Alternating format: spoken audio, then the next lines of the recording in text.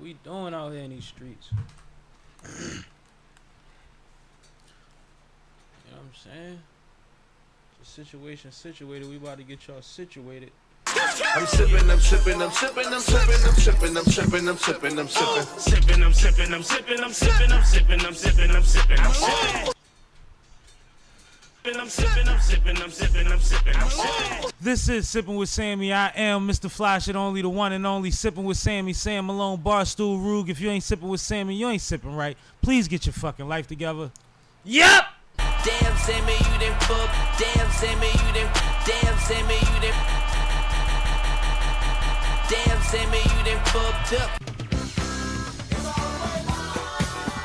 Yup! What's up with y'all, man? What's up? What's going on? How y'all feeling, man? Happy Monday! We in here. We gonna make some noise for that. Hey. Y'all already here, man. I got K in here with me. It's a little K can for the K. Hey. What's happening, K? You know, living the dream. See, I thought you was gonna be doing your thizzle, so I was gonna hold a dizzle, but you already spizzle, so what a dizzle? That was a lot of izzles, and I don't For think shizzle. that I handled that. But sure, everything's good. No complaints. My day has been fine, if that's what you're asking. What I said was I didn't expect you to be on the mic yet because usually, or what we figured out was that you was going to get the figuring things out before you got on the mic. But all of a sudden, you just start talking. So I'm like, oh, well, since you here, what's happening? Oh, no, that's just because I didn't do sound check yet. I was making sure all the tech stuff behind the scenes was figured out So before you- I go do the sound check. All right, well, we are live on Twitch for the first time. We are live on TikTok. Shout out to everybody that's joining. We are also live on the Sippin' with Sammy YouTube page. And Kay just admitted that she wasn't following the pre-production play. But it's cool. She tried to make it sound good. It's all right. It's all right. It's all right. Shout out to everybody that's tapped in. Like I said, we got a lot of great topics. We are a Philly podcast, Philly production company. If y'all are not aware, if this is your first time in here, so we do have a topic or two that is personal to home, but overall, we talking about a little bit of everything, man. We try not to get too dark, too messy, too dirty, and too into anybody's business. But we got to keep it real about some things. And Arugaran is due to happen at any given moment. Shout out to C Cash right now. C Cash is usually in here with us, but he's holding down the family. Shout out to Neff. Nephew had a basketball game. Y'all gonna hear about him in a little while. I don't believe in giving out little kids' names, but he's situated, so it's gonna be a situation if he still keep the love for what he doing. So Cash is out there doing that. So let's do this for Cash, cause uncles, you know, community. It takes a community, and he been running around crazy. So I know even like it even took something to get to the basketball game, even though he gonna sit there and have a good time and be able to say, "That's my nephew. That's my youngin." But shout out to him. I do have a guest co-host on the way, somebody that you guys have met before. I will not possibly met before if you've been keeping up with us, but I'm not gonna tell y'all who it is yet. She is currently on the highway. She's coming from the beach, so that's a hint. That's a hint, but I don't think that do much for y'all because damn every woman we have up here that probably fits. Right. But yeah. So we good. You situated, Kay? Yeah, I mean, I'm situated. You almost there? I'm situated. All right, cool. So you ready to start? Give me another minute. Give you another minute. All right, Yeah. cool. So like I said, very excited about this guest co-host that's coming up today. Also, I got a surprise for y'all next week. I gotta start doing this. I don't like. It's like shout out to Rosenberg and Brosenberg. It's like when they announce a super stream and it don't happen. Like, so I don't be wanting to get people hyped prematurely, but I do have a nice surprise coming up for y'all. I believe it's next week or the week after. I'll double check right now. And I'm talking about on a Monday at 6 p.m. It will go up for Sheezel. Let me see. August 3rd. That's the date. Bang. So that's the week after next, right? Yeah. So that's a good joint. Look forward to what's going on that day. Kay probably don't even remember what's going on that day. You told me something about the 5th. You didn't tell me anything about the 3rd. Which one is the Hold on. Let me make sure. No, yeah, the 5th. Oh, my bad. That's what I thought I said. August 5th. Oh. Okay, that's what it is. August 5th is the date. August 3rd is something else that they got going on. That's why they coming on the 5th. My bad. You're right. Thanks for the correction. So August 5th, which is a Monday, we will have a special live stream for y'all with a very special guest, man. Somebody very dope and somebody that also likes to bring friends and shit. You know how Philly people like to be and friends. Right. So this might be a goodie, man. It might be a real goodie. But what's up with you? You good? Yeah, I'm trying to figure out this whole Twitch situation. I don't know if we're better off in just chatting or if we should go into podcasts and shows. So I'm trying both, and we'll see. All right, well, we'll work it out. Weekend recap is usually how we start. Are you good to do that? Yeah, we can do that. All right, word. The crazy thing about the weekend recap, I don't think it was no events. I think the whole weekend recap is topics, right? I think you're right. So let's just start with everybody's weekend, I guess. Sheesh, because I ain't get on no roller coasters or nothing. I ain't had no block parties. Threw some stuff on the grill a couple times, but you know, those are light notes. Yeah, I mean, I'm trying to think if there was anything that isn't a topic that we did this weekend, but I don't think that there is. I made a lot of phone calls and sent a lot of text messages. But yeah, it was a lot of business done. It's this uneventful as hell for y'all. So yeah, we good. Who that in the chat with the 100s? That's Brasco. Yeah, I know Brasco. Shout out Brasco, man. It's crazy because I can't read that at all, but I assumed.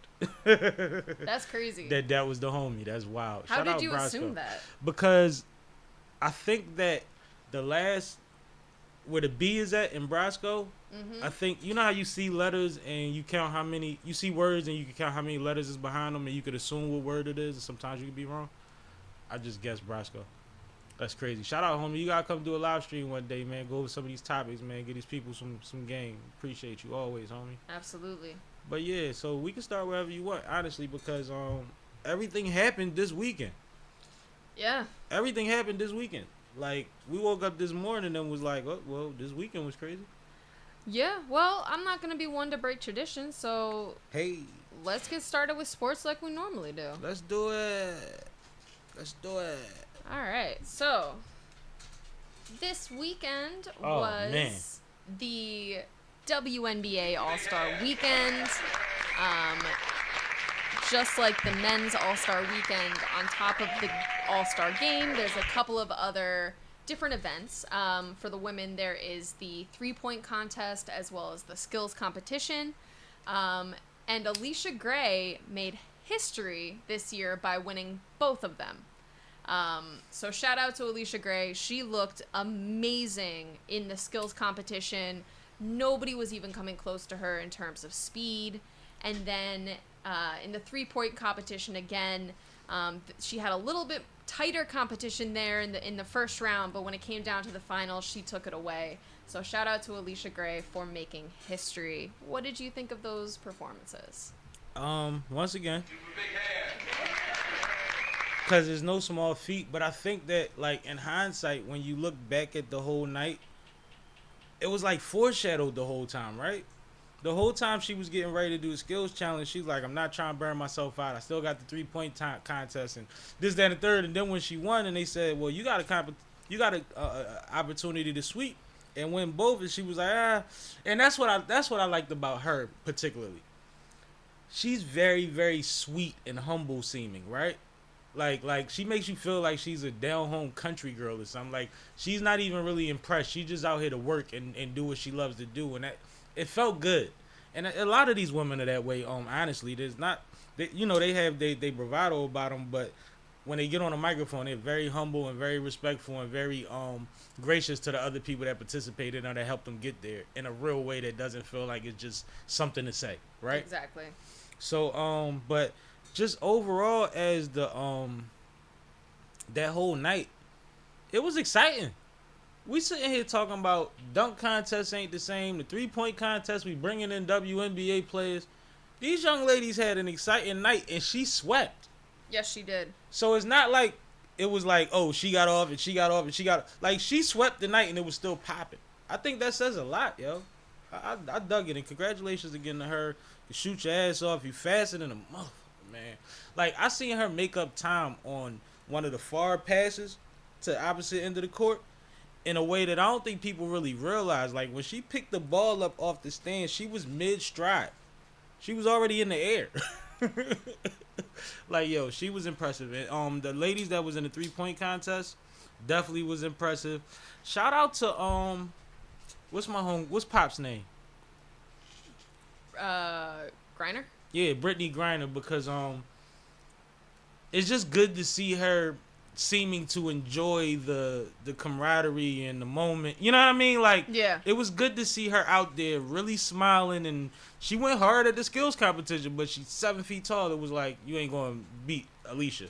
But like, she even went hard and had a good laugh after that. Like, I think that was ill to see. I really appreciated that aspect of it too, because I don't know about y'all, but I gave a fuck when she was sitting somewhere that I knew she can't stand up straight at for a long amount of time over some bullshit.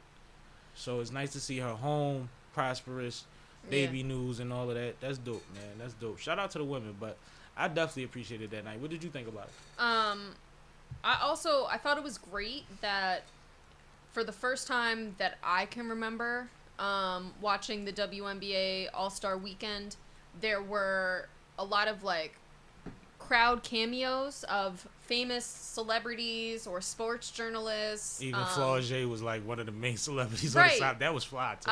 People were really showing up to Phoenix for the event, which was awesome, because it's not like people are, just going to Phoenix regularly. So no, it's not one of the mains. yeah, this was really a big draw for the city. So I'm glad that the WNBA is starting to get the respect that it deserves. I'm glad that it's starting to get the eyes that it deserves. And I'm really excited to see where it can go from here. I think that, you could even tell that some of the women might not have been used to doing the skills competition or doing the 3-point competition. Like, some of the things that the guys kind of naturally do because they do these competitions more often, like grabbing the ball from the dominant side, or with the skills competition, making sure that you cleanly grab the ball and then do your pass or whatever. Remember to bounce it, like, wasn't Right. I forgot to do, yeah. Right. So there were like just these small little things that made it clear that this is still a young league. This is still a league that is starting to get used to having these types of showcases and showcasing themselves outside of just the games themselves. So all of that I was very excited to see, and I am definitely going to tune in for next year as well. To further your point, even more so than like, because I was looking at some of them like, why are you grabbing from one side of the rack on one rack and then another side on the other rack, and it doesn't line up to the sides of the court? Right. Or are you starting on your strong side of the court for confidence, or finishing strong on your strong side? Like, those things matter when you're doing those competitions. But with that being said, these women are showing up and being exciting and highly competitive. They hitting 20-something 3-pointers every time. Right. They're running speeds that are compatible. Like, I think that, and on top of that, last year's NBA All-Star, the woman that they chose for that, she showed up and gave Steph a run for his money. Mm-hmm.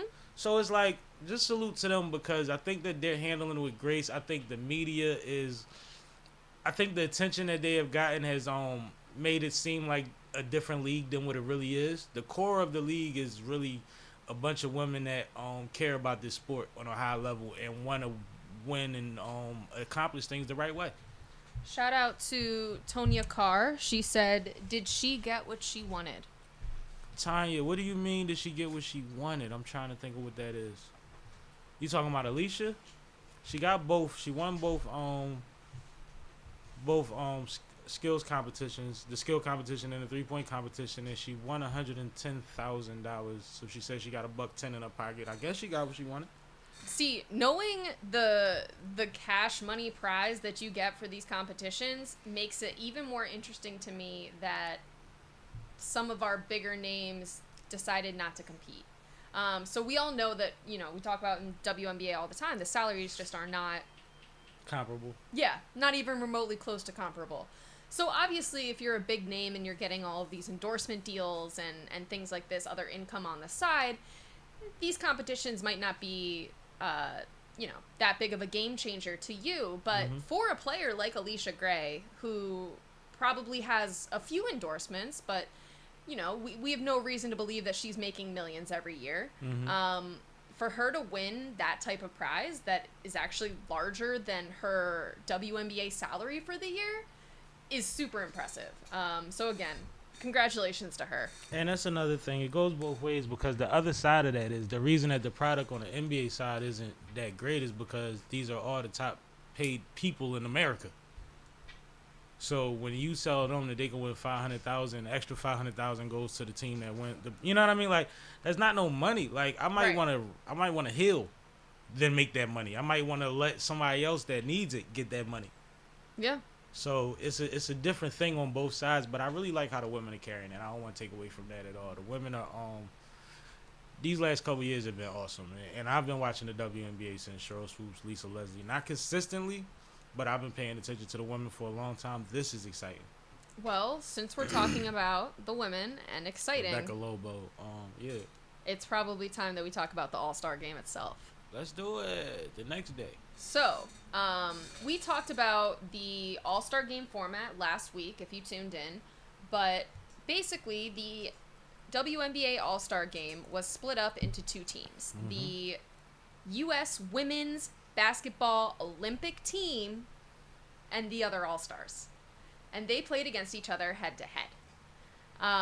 Last week when we talked about it, we looked at the stats, we looked at the rosters, and we thought that the Olympic team was just going to blow the WNBA All-Star team out the water, and that, this wasn't even a fair matchup. Boy, were we wrong. Boy! So clearly this was a more than fair matchup. Shout out to the WNBA All-Stars because they did end up taking the win. And not only did they take the win, but this was it was a record-breaking All-Star game. Let's start there. And as far as competitiveness, this was one of the most competitive All-Star games of any sport, of any gender, that I've seen in recent history. I'm just going to say that. I was glued to the television as we were watching this game. It was just very, very entertaining, great basketball, great floor movement, and actually pretty high scoring. So, Sam, what do you think of it?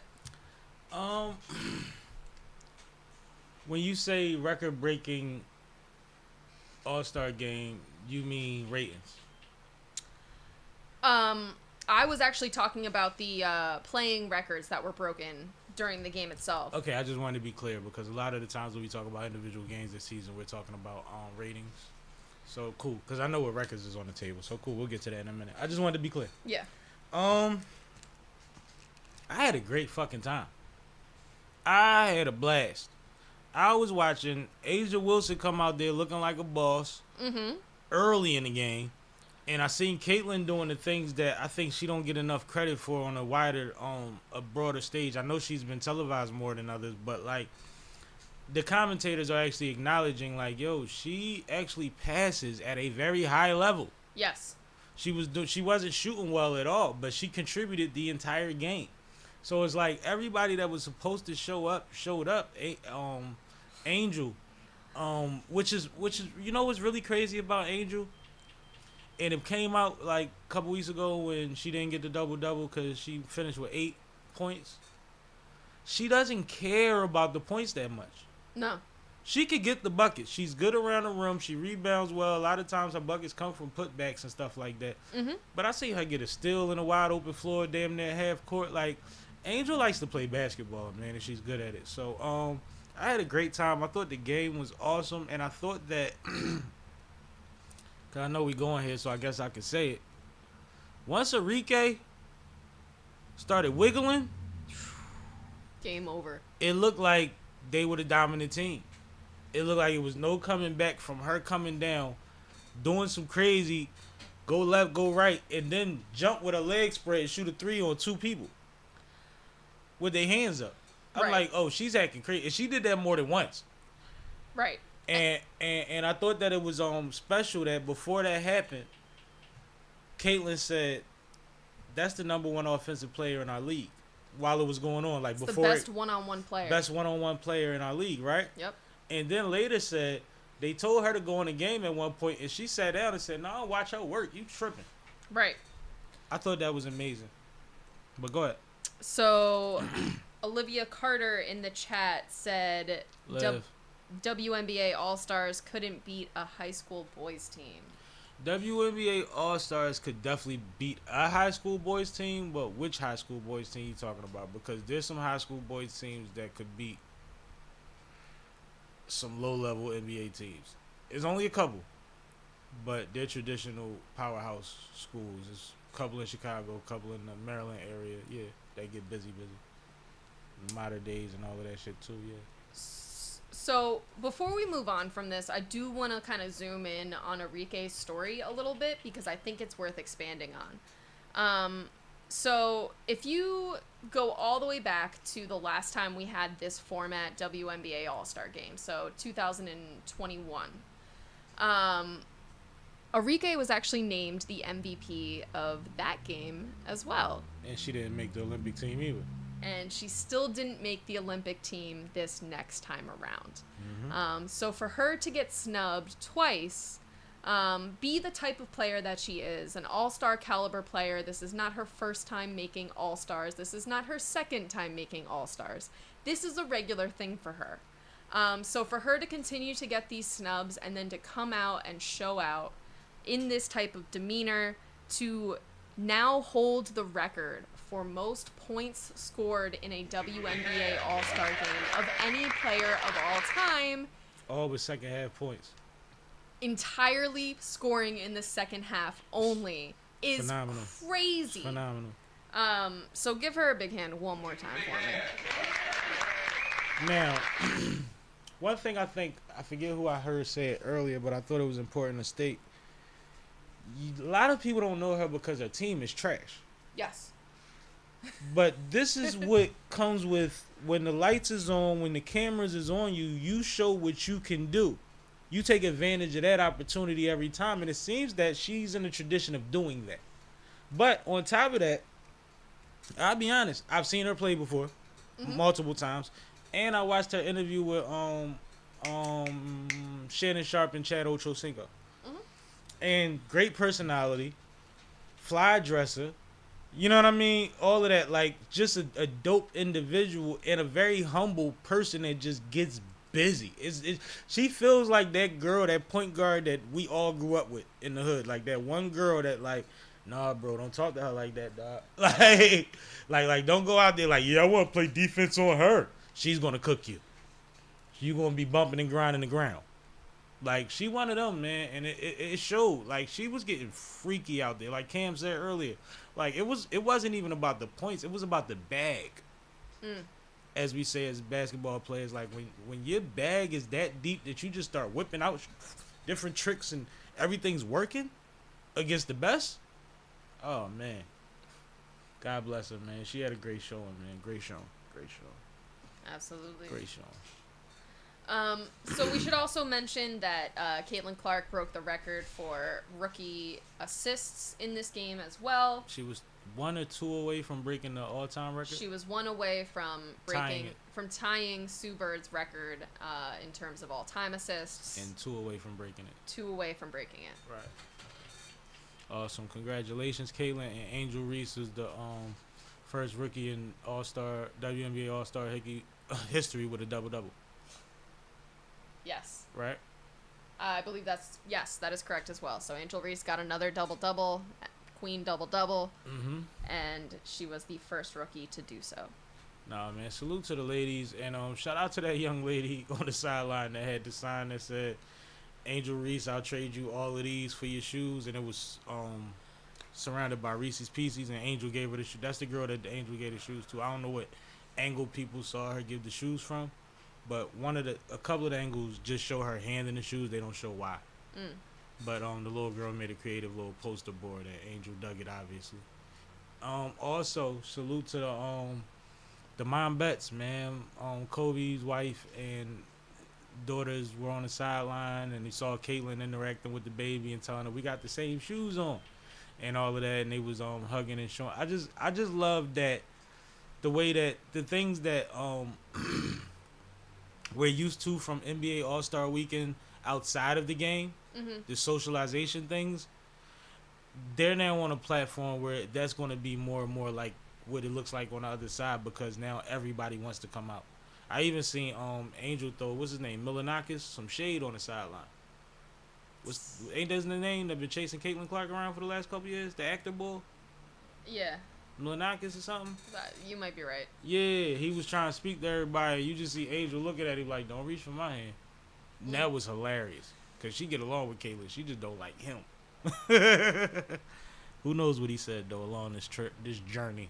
It was also great in general just to see the veteran players really embrace Caitlin and Angel on the court. They were highly involved in the game itself.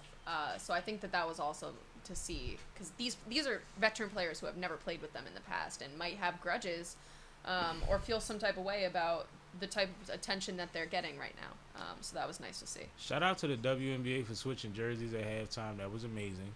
Fire. And I know USA was pissed. That's enough to make you lose by 5 points.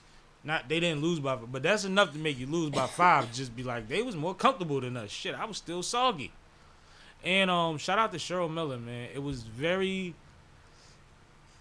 I think it was a huge moment to have her, one, on that sideline, and two, with the energy and the excitement that she had for her position on the sideline.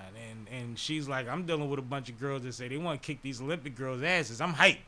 And I mean, just to see her and have her doing commentary and things like that and getting interviewed on the side, like, Cheryl Miller is an athlete and a personality that I have always enjoyed and appreciated. And for her to have the legacy that she has and still, have the other coach call her up and say, no, you going to sit on the sideline with me, and she got to really enjoy it like she hasn't won on every damn level herself.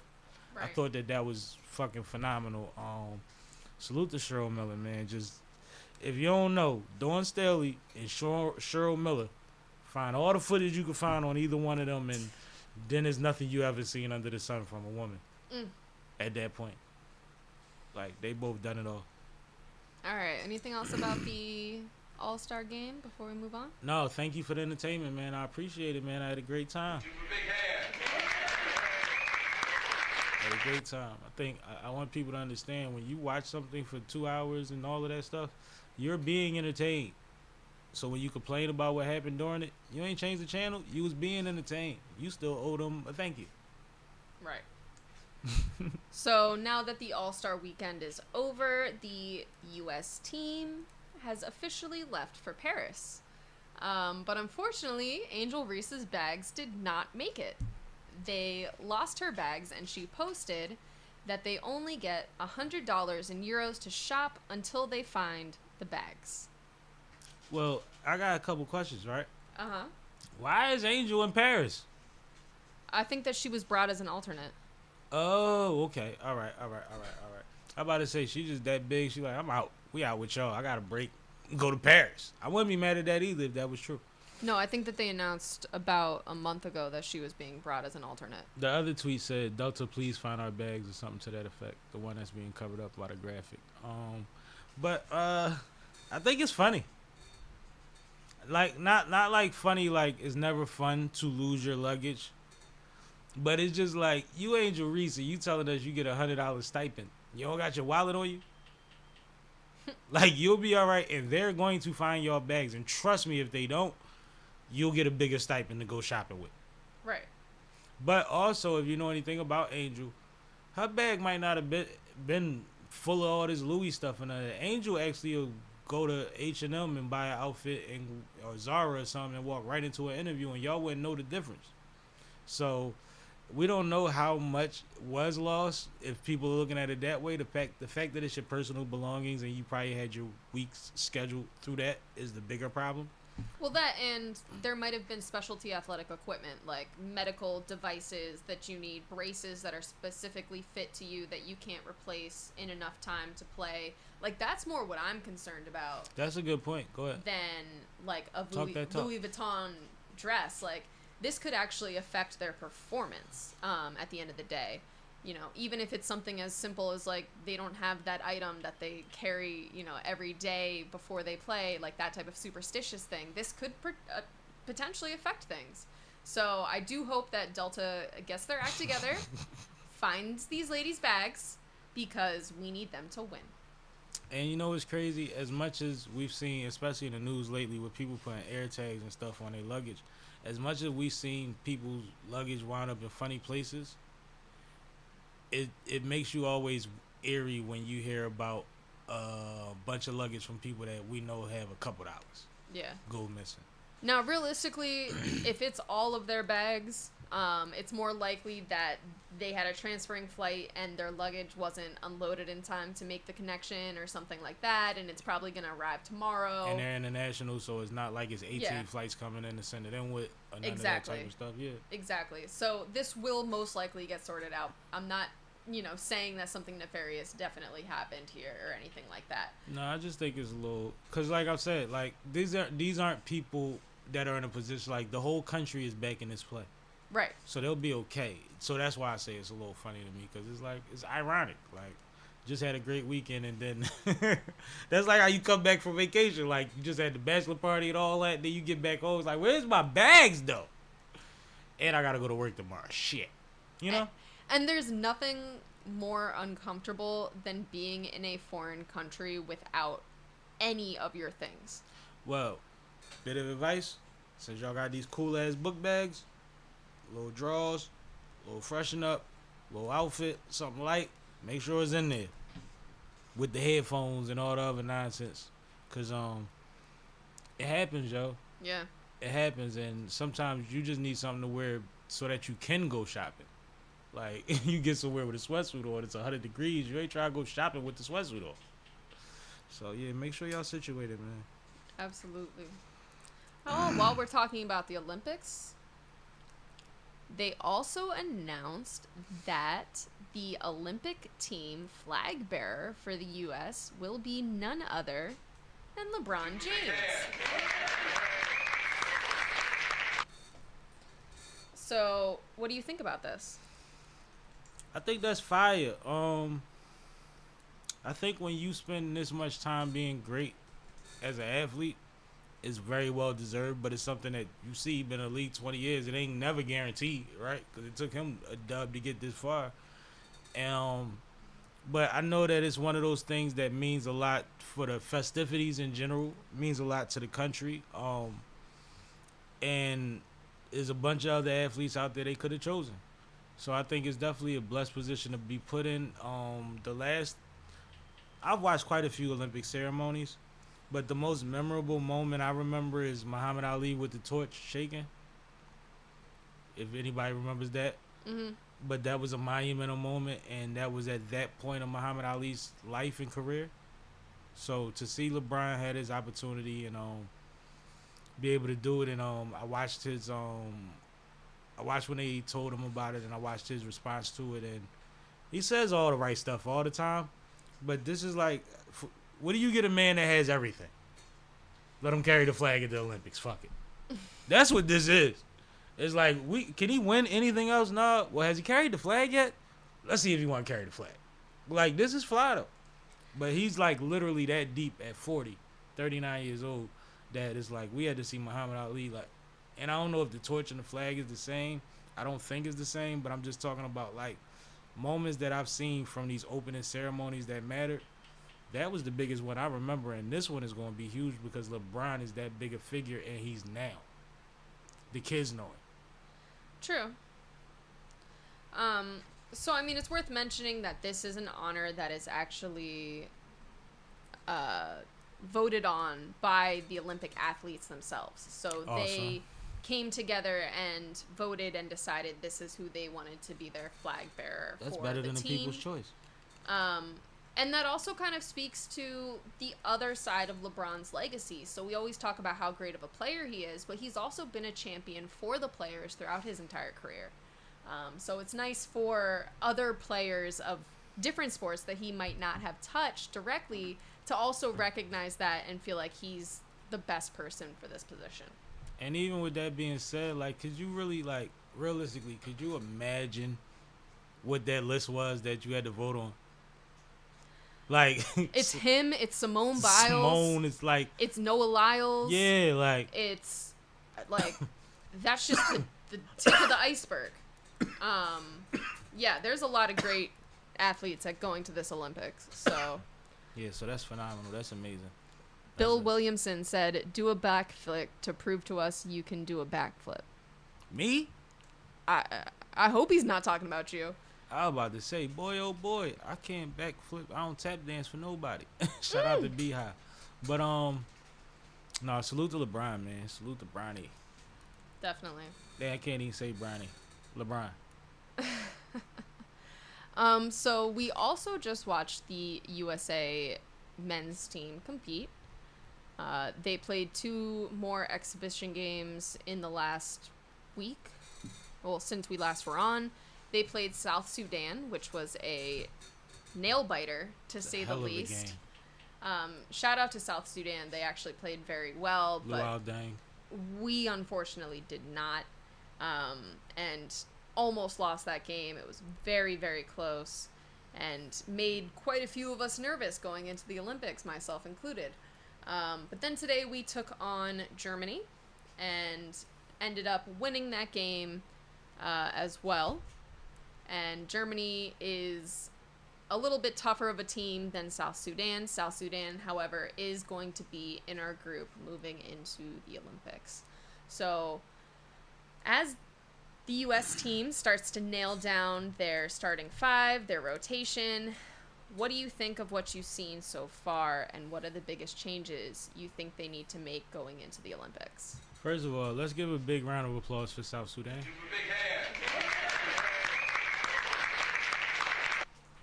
I learned a lot during that game about South Sudan. You only been in existence for 13 years. Correct. Right? Yep. They don't have any indoor basketball facilities in their country. Correct. This is their first time qualifying to participate. Yes. They have quite a few players that was decent NBA players. Not great, but like some nice players out there that really came to play, but it's just like... But they cannot be active players. No, but there's Luau Dang on the bench coaching who says he's building their first indoor gym coming up in the near future. He's starting that now, I think, or he started on that. Mm-hmm. Like, just the adversity of a group, and I think people don't take that into account when it comes to athletics. Like, when I played AAU ball, we didn't have the money that a lot of these other teams had. We didn't have Adidas sponsors, Nike sponsors, and all of that stuff. We had matching Reeboks because we was piggybacking off of one of our coaches' high school team that he coached, their Reebok deal. So we used to get our Reeboks for cheap, right? So, like, I've been in games against some names where all my coach was saying was, you see them pretty jerseys, you see them pretty sneakers and matching flip-flops and all that, punch them in their mouth and make them earn that shit. And I feel like that's what South Sudan was doing. I feel like South Sudan said, we're going to go out here and we are going to prove that we belong. And I think within them doing that, the U.S. might have underestimated them a bit and didn't expect that and wound up down 20 before they looked up. Right? Yeah. And now you playing catch-up to a team that you really wasn't supposed to be in competition with, but they came to punch you in your mouth. And I feel like that's what time they was on. So I had a great time watching the game. It was a nail biter. And even more so, at the end of the game, I feel like one or two of their players might have got fouled trying to get the last shot. It never got caught. And the U.S. won by 1. But shout out to LeBron for being Bron. Shout out to Steph for being Steph. After Ant-Man said what he said about being a go-to guy, we've clearly been able to see who matters in the clutch. In the clutch, the ball is in that little light-skinned guy hand or that big old man hands. Yep. And they getting busy. And they're scoring damn near at will. Like, Steph hasn't been shooting as well as he usually does, but he still made some amazing shots and played great defense, and he's destroying these point guards on just like trying to keep up with him. The game today against Germany has a bunch of shooters and a bunch of people that attack that rim and are fearless around that basket on offensive and defensive situations. They was out there playing, and They started with a spark from Schroeder. Shout out Schroeder. But Schroeder came out there and hit a couple crazy three-pointers and gave them an early lead.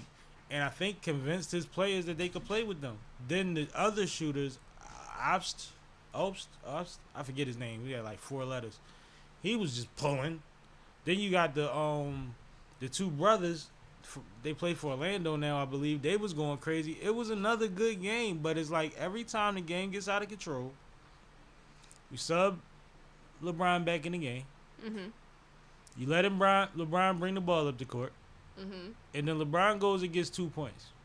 And then LeBron does that again.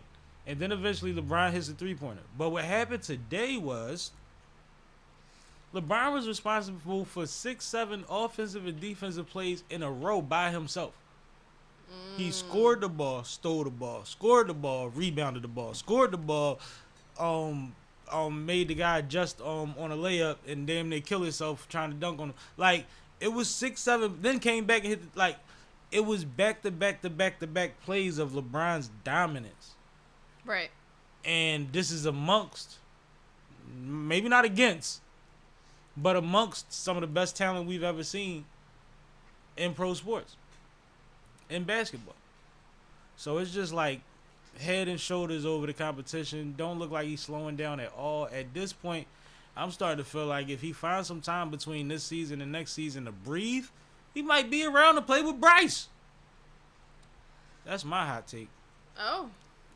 He might make it to Bryce the way he playing. Bro, he is dunking so hard that all I can think about is his Achilles. And then I'm like, well, damn, he probably got Nike to make sure his shoot perfect so that don't happen. Like, I don't even know. I mean, he was very impressive during this last game. He started the game catching crazy oops. He ended last game catching crazy oops. Yeah. He is flying. Yeah. And he's going to the hole highly contested and fighting through it. And towards the end of the game when he got the triple fake jointed, man, I'm like, it's nothing y'all can do with that man. He McGilla Gorilla. So back to my original question. Mm-hmm. What do you think that they need to change? I think that they need to work on their rotation. I think that at this point, and I think that this is something that people don't realize, this is exhibition, which in turn is very similar to a scrimmage to your coaches, right? Mm-hmm. Internationally, the country might be looking at it like a barometer, but your coaches is looking for strengths and weaknesses the whole time, and they're trying things, and they're knowing that they can inject certain things because of their dominance. Everybody's not going to get the same amount of time once the game starts. Right. You see what I'm saying? Yeah. So when we see who gets the ball in the clutch, we know they're going to be on the court. When we see who fits around them well, they're going to be on the court. When we see that we need a more physical presence, we got 3 7-footers. So it's going to be what it's going to be. I think the U.S. will be fine. I think we really need to see what the real game plan is and stop assuming that exhibition is that when coaches is worried about figuring out what's valuable and preserving talent and energy and injuries. And there's people on that bench that still probably hobbled from the season that we not realizing. I'm sure. There's a lot of people in the playoffs just playing. Yeah. So you don't even know. So I'm not down at all. How do you? These games are too close, but they don't matter like that. How do you feel about the Embiid AD rotation spot? Who should get it? I think it should keep. I think it's 50-50. I think you get something out of Embiid that's valuable, and you get something out of AD that's valuable. AD has been blocking like a man possessed. He's been rebounding crazy. Embiid has been challenging a lot of shots, but Embiid also slows the ball down. There's times where Bron and them be trying to wiggle, and Embiid gets the ball, and I'm like, why did y'all just give it to him? It's going to take him 3 seconds to make the next move.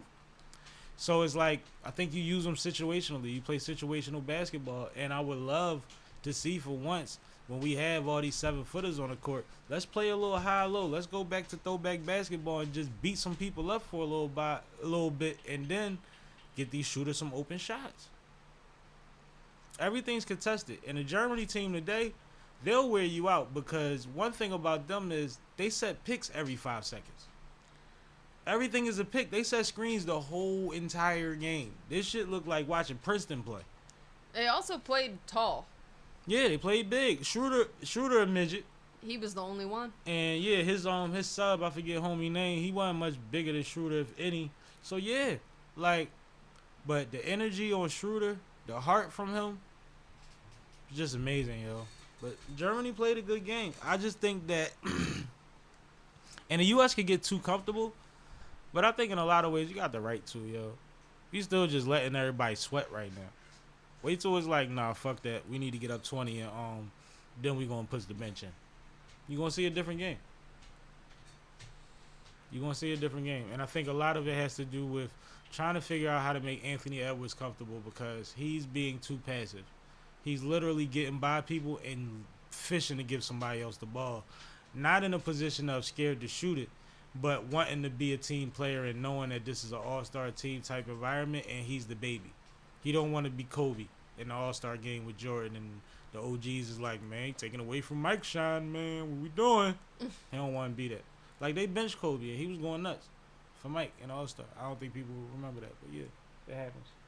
So you got to be careful with these legends. But I think everybody respects Anthony, but he also respects them, and he's trying to find his wiggle. And I think he'll be the X factor if that ever becomes a thing. He'll actually have the opportunity to possibly do what we've seen Carmelo do in the Olympics over the years. Mm. Because he's that unguardable when he decides, fuck that, it's my ball. You see what I'm saying? So, you know, we know where he come from. He don't come from somewhere where there's a lot of people to share the ball with. He's probably excited to pass the ball. Like, hold up. I can show him damn, that ain't work. You know what I mean? Because what happens a lot of times is, it's not that he turns the ball over or something. A couple times he does. But usually what happens is he winds up getting to the last second and having to shoot a shot that he already had. Right. And don't make the shot. And that's what's being, that's what I think throws off a lot because he's one of the ones that Steph and LeBron and the big guys is like, oh, no, do your thing. And then they look over their shoulder and he's like, no, big man, no. I'm trying to, you know what I mean? Yeah. It'll throw you off. I think that's one of the things, though. But I think overall, I'm not really tripping because I also think he's going to find his stride, and that's going to be fun to watch. No, you're not wrong. You're not wrong. All right. Well, while we're talking about basketball, I feel like our guest hostess said, but go ahead. Oh. Okay. No, maybe not. Go ahead. While we're talking about basketball, it is still contract negotiation season. And recently it was announced that Sam Hauser was awarded a deal from the Celtics that equates to about $11 million a year. So it is a 4-year, $44 million contract. And I thought it might be fun to compare Sam Hauser to Pat Bev, another recently awarded basketball contract. So, you can see I put some stats up here on the screen for us. Okay. Let's start with Pat Bev. So, he plays on average about 20 minutes per game. This is all from the last season, total regular season stats. So this is him playing with Milwaukee. And a little bit of Sixers. Right. Yep. Okay. So he averaged 20 minutes per game. He ended up with a 41.7 field goal percentage, 33.7 3-point percentage. Not bad. Averaged 6 points per game, and he is 36 years old. Sam Hauser's stats. He played about 22 minutes per game, had a 44.6 field goal percentage, 42.4 from the three, and averaged 9 points per game, and he's only 26 years old. So Sam Hauser has 10 years more career time in theory than Pat Bev. He has a slightly higher percentages, averages about 3 points per game more, only plays about 2 minutes more. So we're not trying to argue here that Pat Bev is necessarily a better player than Sam Hauser. But I do think it's fair to say that they are both role players. And Pat Bev, while his stats don't necessarily speak that high, his defense is something that can't be understated. Energy. Yeah. His energy, he brings a veteran leadership to the team. So I would say that these two players, in my mind, while not interchangeable and definitely have their own set of strengths, are probably on a similar level of NBA player. Similar level. I'm listening. Obviously, Sam Hauser has 10 years more in his career than Pat Bev, just looking at age. So that's definitely something worth considering when we're talking about contract negotiations. But the difference that I'm looking at here between $11 million per year to play on what is arguably the best team in the NBA versus $2 million a year in Israel. Something here just feels a little fishy. Now, Pat Bev obviously had some conflicts, especially towards the end of the season. Some media scandals, so to speak, where he threw the ball at the fan, and is going to would see a suspension of a few games in the NBA because of that. Also, the incident with the ESPN reporter when he joked with her about subscribing to his podcast, and then joked with her about not being able to ask him a question as a result of stuff. Exactly. And that happened at the same time. But the more and more that we hear about the Pat Bev contract, the low dollar amount, talking about, yes, they're going to promote your podcast and they're going to do these other things for you, but those are all kind of soft offers.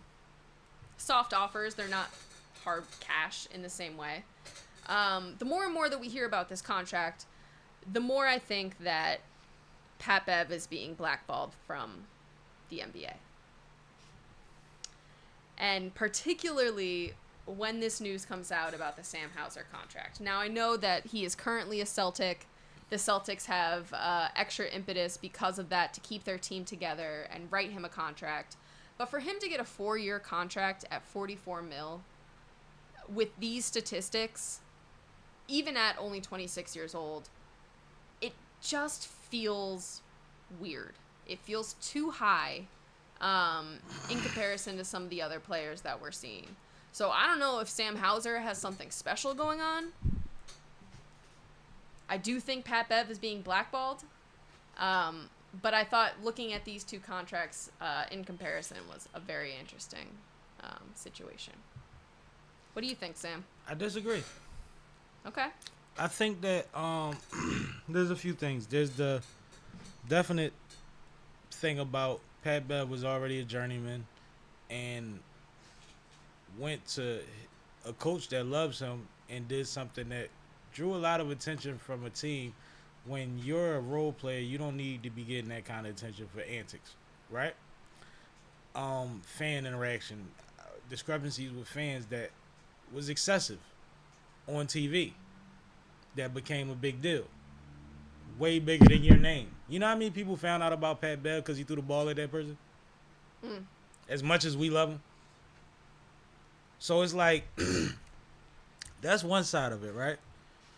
And then there's the other part. This man is 26. He also just won a chip with the Celtics. And one thing that we know about championship teams, the reason that it's really hard to win the championship back to back to back as a dynasty is because it's damn near impossible to keep the group together. It's true. They have re-signed everybody. Everybody got new money. Jalen got a huge contract. Fucking Tatum getting paid. You know what I mean? And all the way down to Sam Hauser. They said that they got a, $66 million luxury tax they got to pay? Yeah, it's something crazy, and then it's going to balloon even worse the to next $1 year. billion in the next year? Yep. They paying to keep the team together. So they looking at camaraderie and continuity and consistency. They like, we going to add pieces, but there's certain pieces we're not going to be able to replace. When we need somebody that doesn't mind playing 20 minutes and only getting a certain amount of shots, a certain amount of points, and is going to still be a contributor, even though half the people that watch the NBA don't know who this man is, he was part of that championship run. He's being rewarded for that. And he has 10 more years to be that guy. So he has 10 more years to essentially be Pat Bev. A role player, a good teammate, somebody dope in the locker room, somebody that becomes a veteran and has something to teach the younger players. Right? Yeah. So I think that is not really, I think it's, I understand comparing them in a certain light, but I also think that if you dig a little deeper, there's more comparable contracts to look at than somebody with a 10-year gap that just won a chip versus Pat Bev, who, like I said, we love him, but he done did a lot of, he was doing spirals on thin ice. You see what I'm saying? With sharp blades. So it's one of those things where it's like, and also, Pat Bev, as much of a journeyman as he is, he's been overseas before, man. So he's not somebody that you can even feel bad for. But I wouldn't be surprised if the Sixers find a way to bring him back to Philly, because I really think he would take $1.2 million to go to fucking Sixers, and that's below the league minimum, which he should be getting right now. Yeah. So. All right. Well, since we're talking about contracts, I got one more sports topic for you. Let's talk about Skip Bayless. You need to leave. Why don't you go ahead and introduce this one for us, Sam? All right, so within the last year, we've seen a decline of Skip Bayless' show on FS1. And we've seen a lot of attempts at trying to get the prestige back on the show, or the eyes back on the show, or the energy back towards the show that it once had when it was Skip and Steve, when it was Skip and Shannon specifically.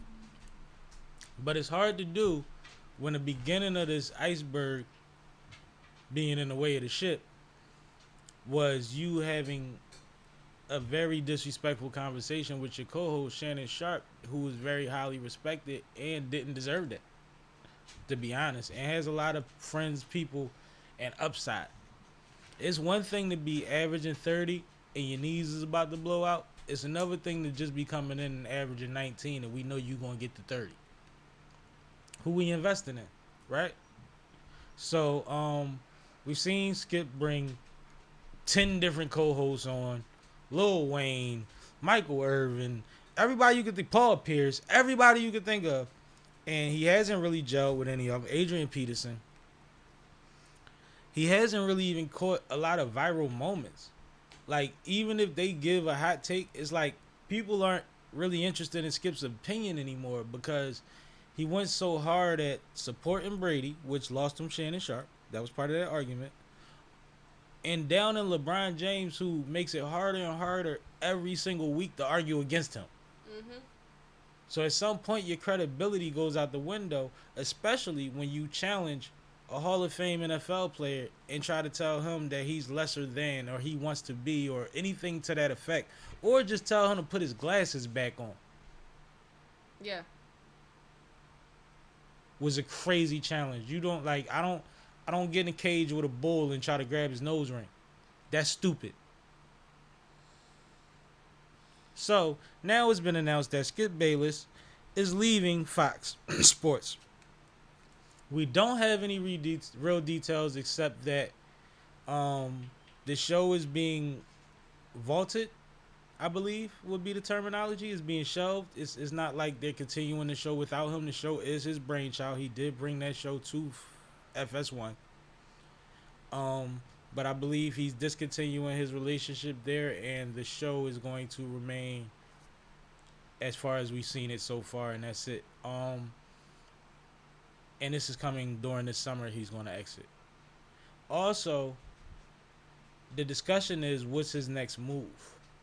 And for somebody that like you, that we on multiple platforms right now, we know Skip has options. We've seen what Shannon has been able to do. We've seen what Stephen A. Smith has been able to do outside of and on these major platforms, right?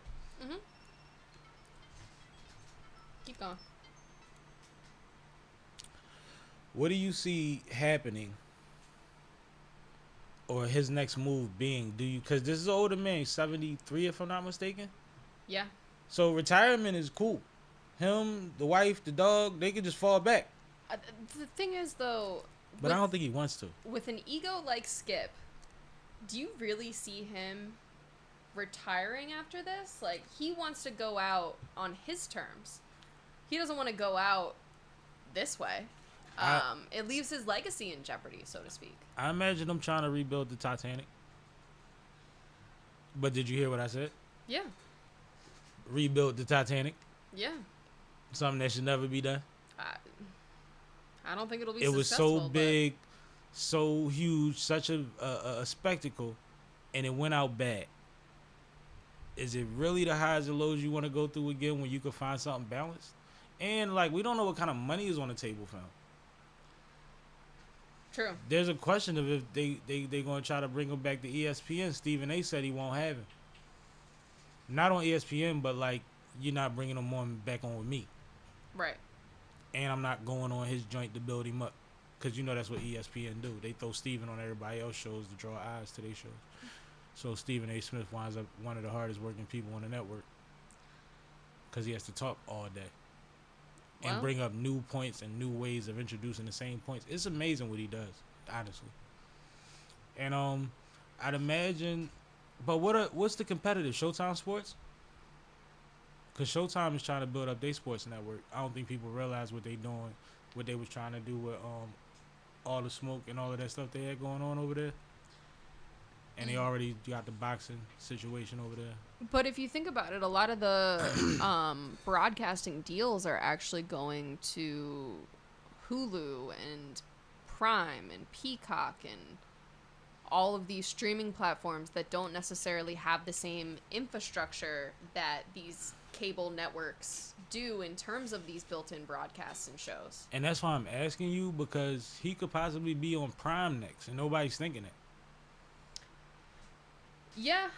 I mean, everybody has, and the WNBA is closing in on a new networking deal, right? Everybody has their hand in the pot. The WNBA deal got 4 different networks involved. Yes, it does. The NBA deal got a bunch of different networks. NFL, somebody do Monday football, somebody do Tuesday, Thursday. Like, they done broke all the days up to different networks. Yes, they did. So it's like, I don't know. He could go anywhere, and I know the offers is out there, but, all right, let's get to the numbers, right? Mm-hmm. There was a time where, in recent history, and this is what I heard from multiple sources, Stephen A. and Shannon Sharp was doing about 450 million viewers a day, right? Okay. On the same day, Skip and them was doing 50. So then it becomes a thing of, like, we want to hire a competitor. Our competition is this show that does the same thing, the same time slot that we do it, right? Yeah. Do we pay the money that Skip probably is worth, or wants it at a fifth of the production rate of our competitor that we're trying to get him to go against? Or do we just use him to build up and solidify and legitimize what we're trying to do on the sports side, on our side? Because that's what it comes down in business, right? I think you use him. But how much are you willing to pay him? And where is that? Because negotiations don't end until we both satisfied partially, right? I mean, we'll see. We'll see what they do. I don't have any answers. I'm not going to speculate. But that's what I'm saying. Like, as much as we're assuming that Skip can go wherever he want, he probably can, but we don't know what that price look like now. We seeing that Stephen A. is fighting to go from 18 offer to a 25 offer. If that's what he's bidding for, I'm pretty sure Skip is going to want a dub, and he might not be worth it right now. That's what I'm saying. I think between that and no TNT for basketball, it's going to be very interesting to see. Don't remind me, yo. How the sports media landscape ends up this year. Don't remind me. I'm pissed they not a part of the Olympic stuff, man. Like, I need more. My bad. It's cool. Can't have it your way. Yep. It's America, not a samurai. All right. Shout out to Twin, man. I just got a text from Twin. Bro, keep going. You you gonna be big in this podcast world. I can see it, my guy. I don't even know if he tapped in, but just in case he is, you know I love you, man, and I gotta pull up on you soon. Absolutely. Yeah, that's going down. Shout out to Twin, man, my geyser. All right, let's talk about this situation. Please break it down for the people so that it is broken down forevermore. All right. So, once again, Philly has made the news, and unfortunately not for a good reason. There was a situation in the Open the Holmesburg door. section of Philadelphia, and I will bounce it over to you, Sam. Situation in the Holmesburg section of Philadelphia where there's a video of a young lady, or a woman, shooting at multiple people, and in the video you see a stroller. Twiggy, cut it out. She's too excited to see our guest host. She can't control herself. She not in the mood. Twiggy, relax. Y'all can hear her tail banging against the desk. She's that excited. But no, I'm sorry. Let me get back clear because this is a serious situation as our guest host gets situated. And put the dog in the cage.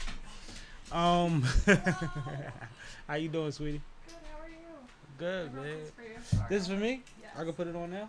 If you want, it's for my friend. He's had me give them all out. All right, bet. How are you? I'm good.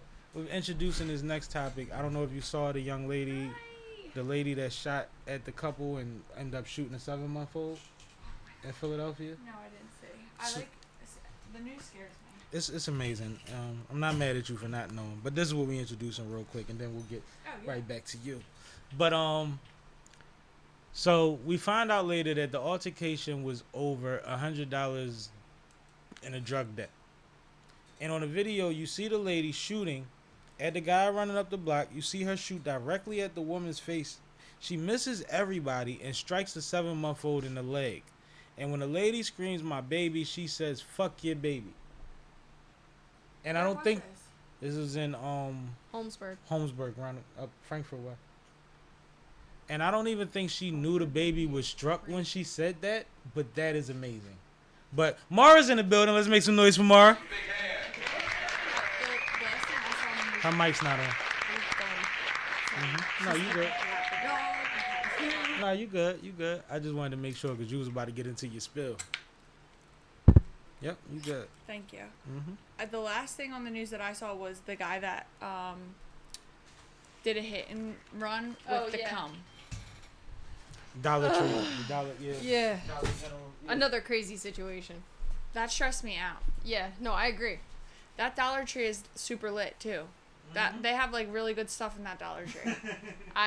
Which Dollar Tree was it? It's the one in South Philly near like the Target, and I don't go to South Philly, so I've never been to that Dollar Tree. I used to live down there, so I used to shop in that plaza. I know what you're talking about. how does that happen? Like, you guys understand, like, I can't come, period, and this man's coming in the Dollar Tree. Oh my goodness. Now you know that That's crazy. Yeah.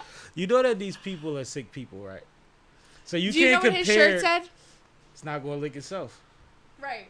You Like, can't compare. how? You can't compare what you are able to do in a certain amount of Not time. able to do. Yeah, or not. To what a savage is able to do. It's never gonna work. Like, it doesn't work that way.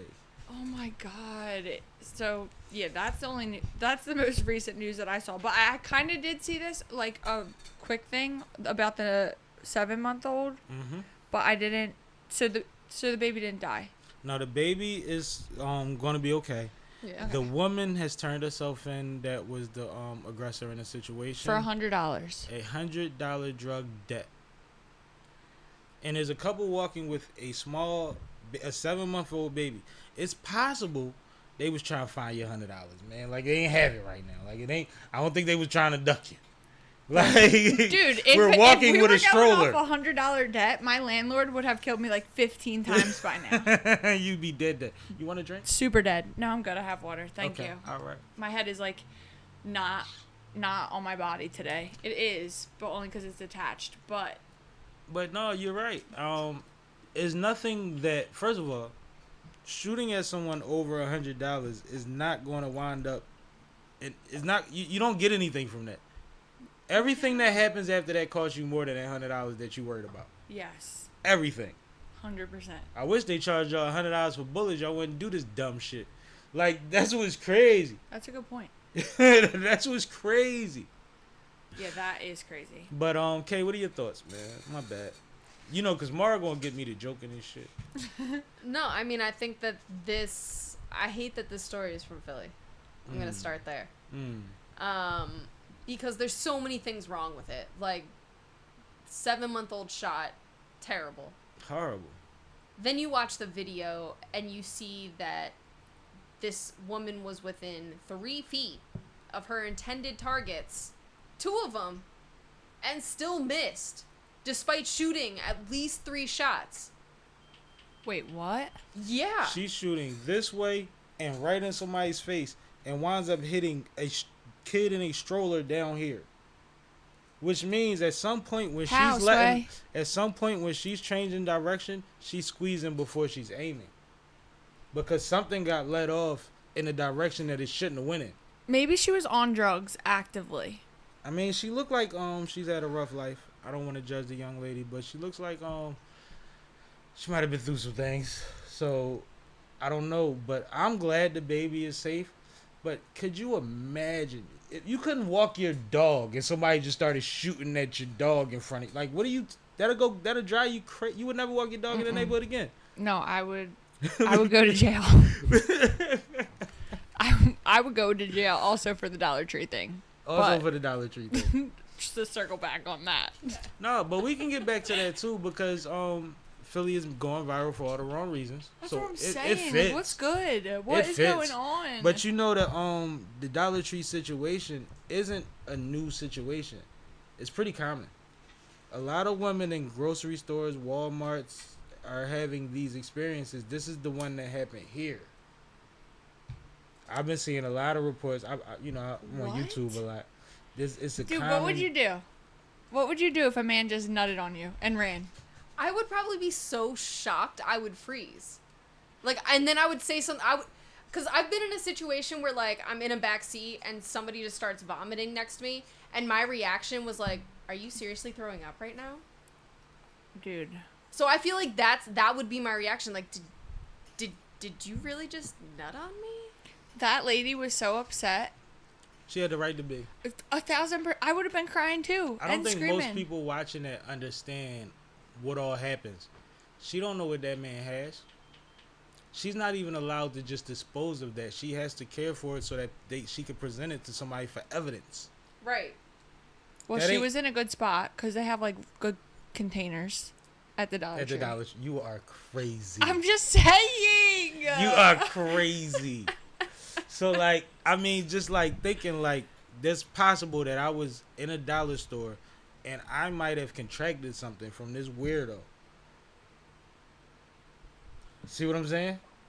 I didn't even think of the STDs or whatever. This is a sexual thing. Oh my God. This is fluids. Stress. See what I'm saying? Like, I think when people were giving their analyzation of the situation, and I know the internet is the internet, they going internet, but like if that was your fucking sister, she might have had a stroke, a heart attack, or an aneurysm, and we wouldn't have heard no screaming. No, it's literally like she's never gonna be every the same train after crashing that. at one time in your brain. All the trains just collided in your brain. Mm-hmm. All your worst fears from something that you wouldn't even thought of. No, I literally was like to one of my best friends. I'm like, I honestly think that I'd rather be physically assaulted by like 2 or 3 grown ass men than get a drive-by nut on me at the Dollar Tree. The Dollar Tree is fucking me up too. I'm not gonna lie, because I love the Dollar Tree. So if it was somewhere else, do you think you could handle it better? No, don't nut on me and run. Period. Yeah, You can man. nut on me and stay down because exactly that. You stay, I'll go get a towel. But aside from that, no. No, if you want to nut on her, buy her a margarita or something, man. Shit, that's crazy. I was so upset. I was literally so upset with that lady. I was like, because I saw the clip at first and I thought that the guy just like hit her.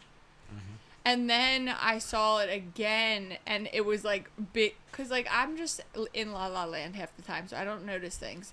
And so then I saw it again, but like it was like a big title, and it was like, Guy he nutted on me. was the quote. And I was like, wait, what?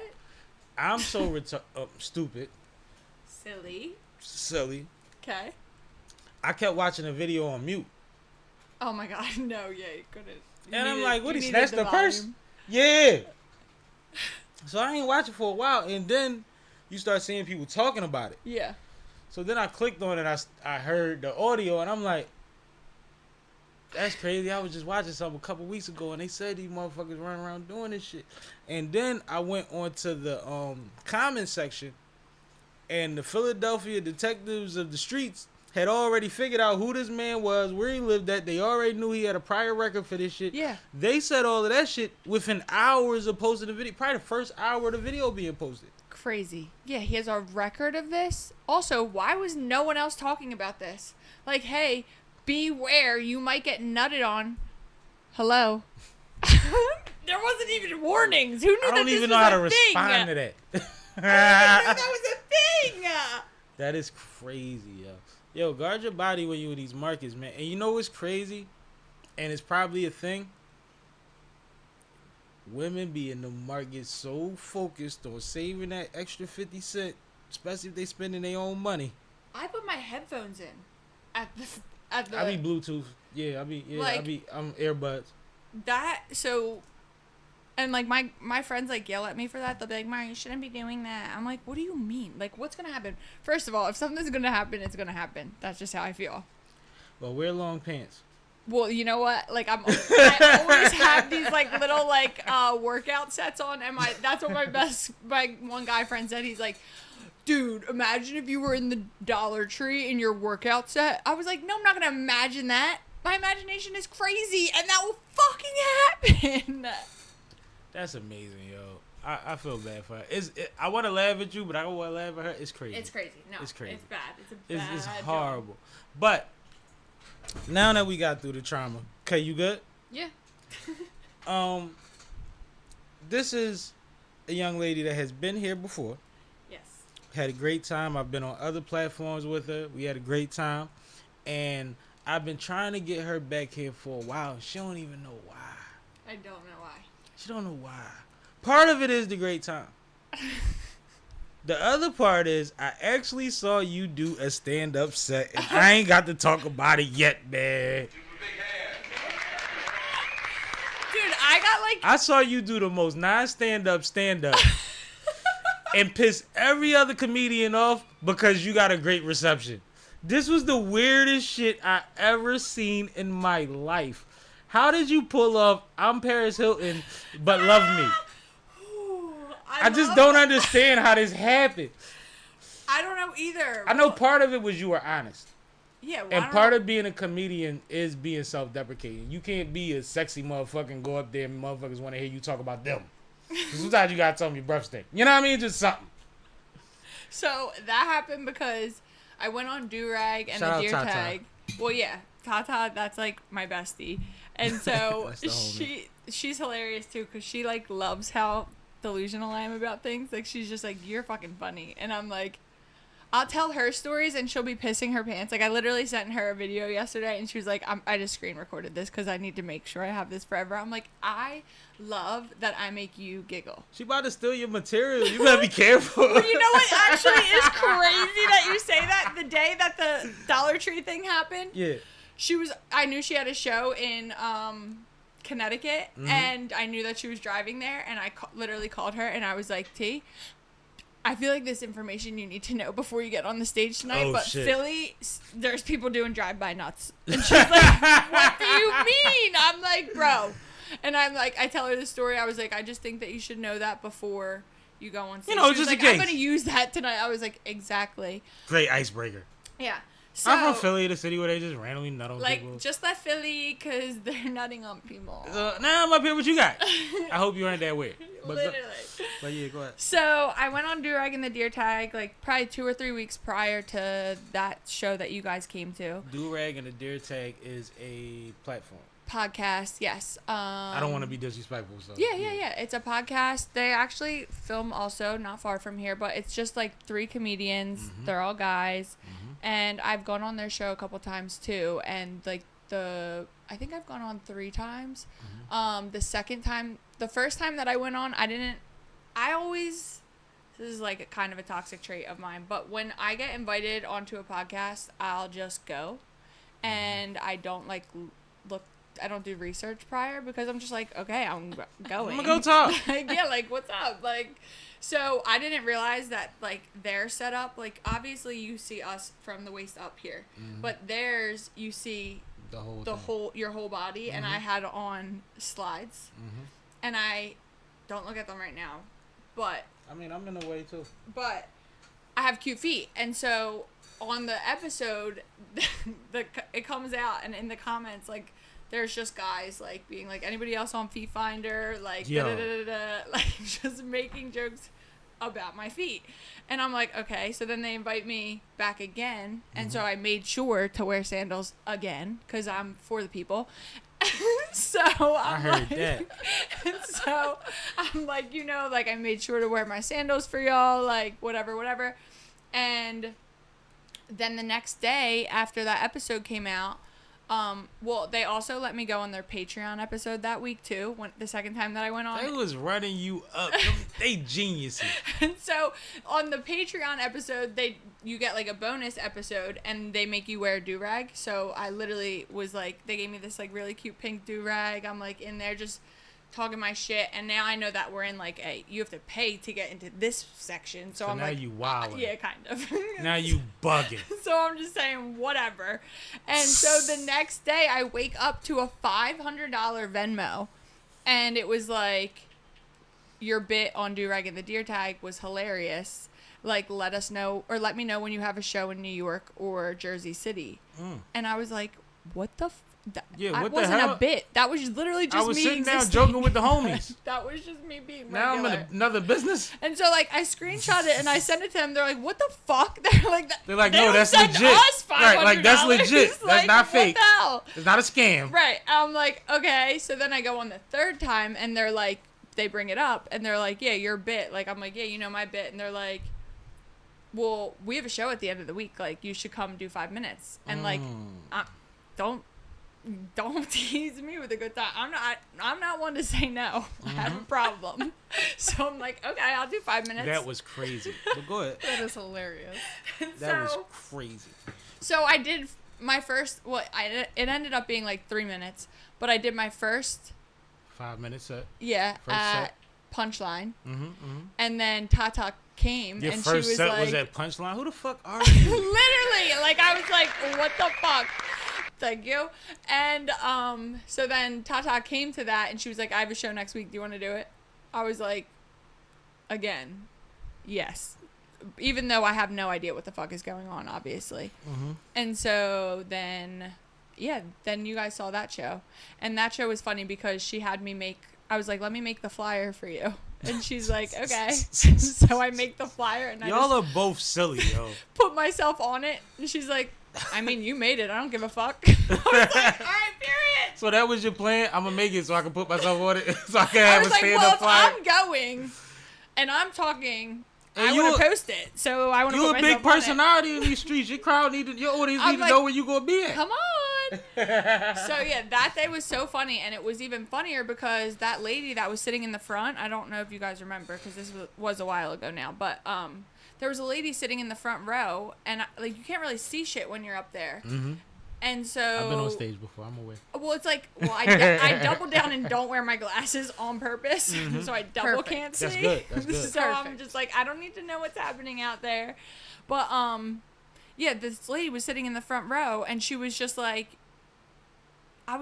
I'm like, did someone pay her to come here? Like, did one of my friends like pay this lady to come in here? The lady that was talking to you? Yes. And so after I finished the set, I like go to move my car because I'm always late, and I parked on the sidewalk outside of Helium, and, and I like ran in, did my set, and then I had to run out. But as I'm like trying to get out to go move the car, the security is like barricading me into the room, and I'm like, what are you guys doing? They're like, you can't come out here right now. I'm like, why? they're like, this lady just went into the kitchen. She's like searching for you. We have to escort her off the premises. I swear to God. I was like, I felt like I'm like, is this a trick? That's amazing. I was like, Tata, they literally wouldn't let me outside. Talk that shit. No, that's heavy. Wow. That's heavy. So it was just funny. But I haven't done it again since. But it's funny because one of the comedians that night definitely was annoyed. Like, There was a couple of them, but we was talking about Lawrence. Yes, Lawrence was annoyed. I know Lawrence from being 15. Nuh-uh. Yeah.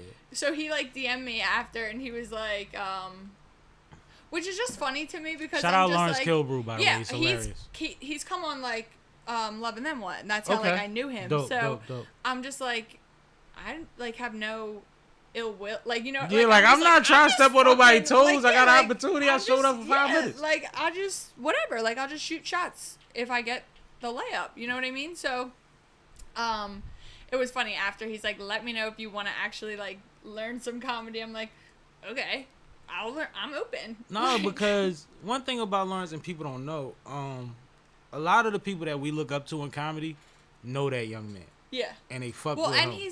he's so versatile too. So I'm Mm-hmm. like, Lawrence, don't be mad at me because you go into 1,000 lanes also, and that's like what a creative is. It's Giving out just- sneakers and all type of Yeah, crazy like, shit. Got made a chocolate. book. I had chocolate bars from this nigga because I went to a show. He did good. I bought like 8 chocolate bars. I'm like, you don't even remember me, but let me get all of them. Like, you know what I'm saying? Like one of them type. Right. I've seen him perform a few times recently, and he does great work. Yeah. But what I was saying is like he's been taken under the wing from some dope people, so he doesn't mind sharing with people that he appreciates. Right. But he's going to fuck with you Yeah, to yeah, figure yeah. out if he appreciates you. Right. Or not. If Well, he it was just funny already too know. because like as soon as I got off the stage, like as soon as I went back into the green room, like it was like primarily black comedians there, and they're all like, you know, like, have you ever performed for an all black audience? I'm like, I'm the only white girl at my gym. I perform every morning. Like, I don't know what you guys are talking What about. do you perform at the gym? I make Watch me everyone on the laugh Stairmaster? every day Oh, okay. at the gym. I didn't know if you had the crowd behind the Stairmaster or something, man. No, I'm just like, Because there's that girl at the gym, too. oh, I mean, no, I wish. Everybody line up on whatever machines is behind her machine. Motherfuckers start doing treadmills. They never be on the If treadmill. I ate more, we might be able to be that girl, but no, Nah, not but, right now. but you be cutting out in the gym? Yeah, you know, I just like I'm a laughing. fool. I'm a giggly girl, like, so let's just go. Kay, what did you think of her performance at the show? You was there. Oh, And once again, shout out Tata Sharice, one of her first personal shows. she Yeah, did. that was at Helium. That was Yep. her first one. Go ahead, Kay. I would say it started slow, but then it got to the point where everyone in the audience felt so uncomfortable that we all just started laughing, and it worked. Because what happens initially... I like blackout, to be honest. I have no idea. What happened initially when you went out there, I don't think anybody understood besides us that you really weren't a comedian like that. So I think they thought you were doing a stick. Right. And then I think it got to the point where it was like, this spoiled pink-haired motherfucker. And then it was like, but I like her. I think you went through the whole progression, but like I said, it was your confidence and it was your honesty that got you there. Yeah. Because nobody understood why you were up there. Right. Initially, because you literally came out and said something to the fact that you don't even do this, and it was like, all right. Right. And it's like, is that a joke? Maybe. And then it's like, yeah, so this is what happened to me, and da-da-da-da-da, and don't judge me, and you just going into your whole little shit, and it's like, she didn't write none of this shit. And then eventually, they started laughing their ass off and started interacting, and you interacted with the lady, and you did good at that because you let it roll. She was popping her shit. I And was you like, let it roll, but she got you through about 45 seconds. She did. She bought me like a minute. Yeah. I'm like, I'm waiting for the light. But mind you, that's a skill set. Please. Like crowd work is a skill set that comedians work towards. Right. Just like battle rappers work towards rebuttaling or something. Like just an extra layer of what you're able to do. Right. You actually did a great job, Thank yo. you. And even though if somebody said she was horrible, the next line is gonna be, but I enjoyed her. Right. Like you didn't do anything wrong. I'm at like, all. I'll give it a go. You know me. No, it's like, I mean, first time hosting an event, you might be up there 5 minutes. You trying to get people attention that might not care about you. Right, yeah. What's the difference? That's what I'm saying. I'm What's the like, difference? whatever. I'll Talk your just shit. Try. Leave your imprint. Get out of there. And like you said, the times that you just gone with what you thought, just the emotion of the vibe, like you said on the podcast, you've gotten results out of it. Right. Well, and it's just like, I don't know. I just always assume everyone's doing their best, so then I just go and I just do my best. Like I assume everyone's doing their best. Everyone's like, people keep asking me like, oh, what are you doing? Like, what do you do? What do you do? I'm like, my best. It's like, no one knows what to fucking say back to that. And they're like, I'm like, that's like literally my answer. Because like, they're like, your hair is pink. Are you a butterfly or a hippie? Because you only have the answer of doing your best. That's what they're saying. I literally like sent my one mentor. He's like, you need to make business cards. I'm like, okay. So I sent him this business card, and on the one side it was like the stickers that you used to get that says like, hello, I am da da da. Mm-hmm. And then on the back it was like a little picture, and it was just like a creative. What else did it say? I don't even know. Podcast host. Just random shit I put on the back, basically. Mm-hmm. But on the front, it was like, hello, I am. And then it looked like handwritten in, doing my best. He's like, that's the business card? Hello, I'm like, I am yes. doing my best. Was on the card. Yes. Yo, you are phenomenal. I can This show is you guys. crazy. I Wow. am doing my best on a business Well, no, card. because, like, here's the thing. I'm at a point right now where I need to get, like, a job. Like, the funds are not fun. Well, to be honest, when you texted me earlier and you were like, oh, like, should we talk about anything? Like, I literally made a freaking OnlyFans, like, last week. No one knows, but now you guys know. I'm, like, scared to put it on my Instagram because I'm scared the girls are going to get mad at me. Are your feet on there? No, not yet. But that was the front of the business This card. is the business card, not her OnlyFans for y'all. But she'll show me the OnlyFans. Oh, next. the OnlyFans is like, actually, you'll fucking piss your pants at the beginning of the OnlyFans. Can we Show see me. it? Not really. Okay. Well, it's just silly and whatever. Because it's like, if you ask me to do something and you're like, hey, Mara, here's the rate, I'd be like, okay. Sure. I love that about her. That's like my friend. He just bought this stretch Mercedes Sprinter van. He's like this big I'm about to say, don't say limousine. real in estate. 2024. I'll This kick big your- real estate guy. No, it's huge. It's like there's like a bed in it. Mhm. Okay, and I Interesting. didn't know that part. Like I You was didn't on a bang know. bus. That's what we call it. This is the bang bus. That's crazy. Let me find out he got you on the bang. So what was the rate for I'm that? driving the What's bang the- bus actively right now. Is it outside? No. Like tomorrow I have to go to LBI and I'll just drive this bus around all day. That's funny. But like it pays, and I bring my laptop, and then whenever they're like doing whatever they're doing, I just go in the back and use the Wi-Fi and edit my podcast. So like in my But hold up, they delusional banging in the ass- back. No, they're not. Oh, okay. They're All probably banging like in the bar maybe, or they're trying. I haven't seen bitches get on this bus like one time. I'm like, You like guys, they working. Come on, like you gotta These do guys are better. workaholics. Like. These guys get a lot of money. So they on his story a couple weeks ago, he was like, I need someone that can drive me. Like, and I was thinking it was like for a Friday night or something, and you guys know I don't drink, so I was like, hello, I can drive you. Of course. And so then he calls me the next day. He's like, no, but can you drive like a big, like something big? I'm like, yeah. And he sends me a picture of it, and I was like, yes, I van. Oh my goodness. But you know it's funny, like you said, them joints is husky. Like it's not light work. Like it's like driving a box truck for the first time. Like you have to, you know how you get comfortable driving and you No, they're forget- like, do you have your CDC? I'm like, no. But no, it's always the factor of like forgetting what you're driving. Right. Like Well, you know yeah, what I'm like saying? when the Like, speed bumps come, or when sometimes you go that under happens. under like, "Ooh." an overpass or something that might have a clearance. Right. And you thinking you in your car, you just chilling. Because everything drives like a car now. Right. You could have a big ass pickup. It feels like your wife can drive it. Exactly. You know what I mean? So yeah. Yes. That's what I've been doing right now. So that's one of the hustles. That's one of the hustles. So yeah, it's just, doing my best. Shout out Trying to figure it out. J Jerk in the comments. He said, J Jerk. Malone salute, my boy.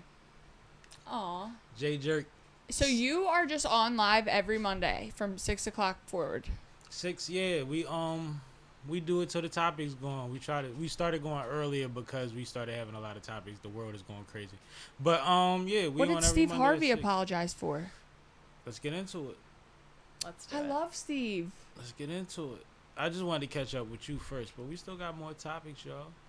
And she's crazy enough to keep y'all in here, hopefully. But, you know what I mean? Everything ain't got to be about them. Sometimes we got to talk about us. That's my homegirl. I love that you guys came to the show, though. Thank you for doing that. Oh, man, cut it out, man. I killed 2 birds with 1 stone. I love doing that. I got to support you and Tata at the same time. Right. I love doing that because I try to make everybody shit, but, like, in certain seasons, everybody has something different on the same night. Right. When you find that night where it's like, well, this is a twofer. slow night. It's and a I can pull up BOGO. Man, what? And Pound Cake was in there, too. Yeah, she was. And I got to holler at her. She had a Yes. good set. I got to talk to her afterwards. We gonna get her through here soon. But she's been moving. So salute to Pound Cake. But like, I go for 2, wind up catching 4. That's a win. You know what I mean? Like I said, even Lawrence was there. Yeah, that so is it's a like, win. even though, like I said, we ain't been close. I remember when you was Chicken Hawk, and you thought you was nice at basketball. He was decent, and he was a dancing. He used to dance. He used to be in the club dancing. Like I remember somebody ripped his polo shirt, and I was like, "You gotta kill him for that." And he was just kept dancing. I'm like, "Okay," because dancing is different. As I wasn't a dancer. I didn't know that was. You Well, was able that's to rip iconic. people's See, people try and rip my polo shirt all the time. You just keep dancing. I love that, actually. But like I literally see him in a club one night with a big polo down coat on dancing, and I was like, this motherfucker special. So he was born to be a star. So shout out to Lawrence. But like I said, I literally would be like, oh, they both there. I'm going, and still, that's part of supporting a lot of the talent in the city. We wind up getting surprises all the time because you know everybody by accident. Right. No, literally by accident. By accident. It's like, oh. You've been on some dope platforms, so I know you. I can't imagine you being so humble about it, and then the recognition that you get from different places, and it's like, well, shit, I'm not platinum. I am clueless, honestly. I'm just like, doo-doo-doo, like. But they literally are sending you checks and begging for your feet. I wish. As they would clueless send me as you more are, checks. they sending you checks and begging for feet. Go ahead, Kate. Let's do this one. All right. So, there's a clip going around recently from Celebrity Family Feud where the contestants were asked, who is the greatest rapper of all time? Will we get flagged if we play it? Yes. Okay. So, of course, the contestants answered a lot of the answers that you might think.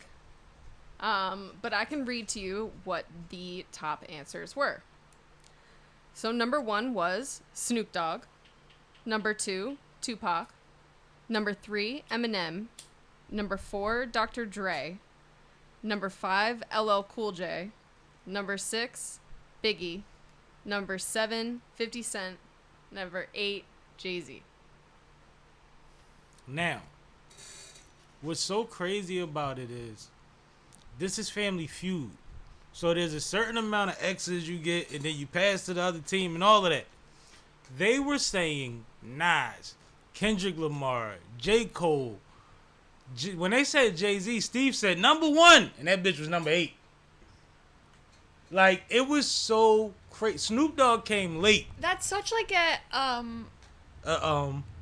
don't know. You can't, like, everyone's gonna have their own preferences. But it's literally... If we went by statistics, like, who would it be?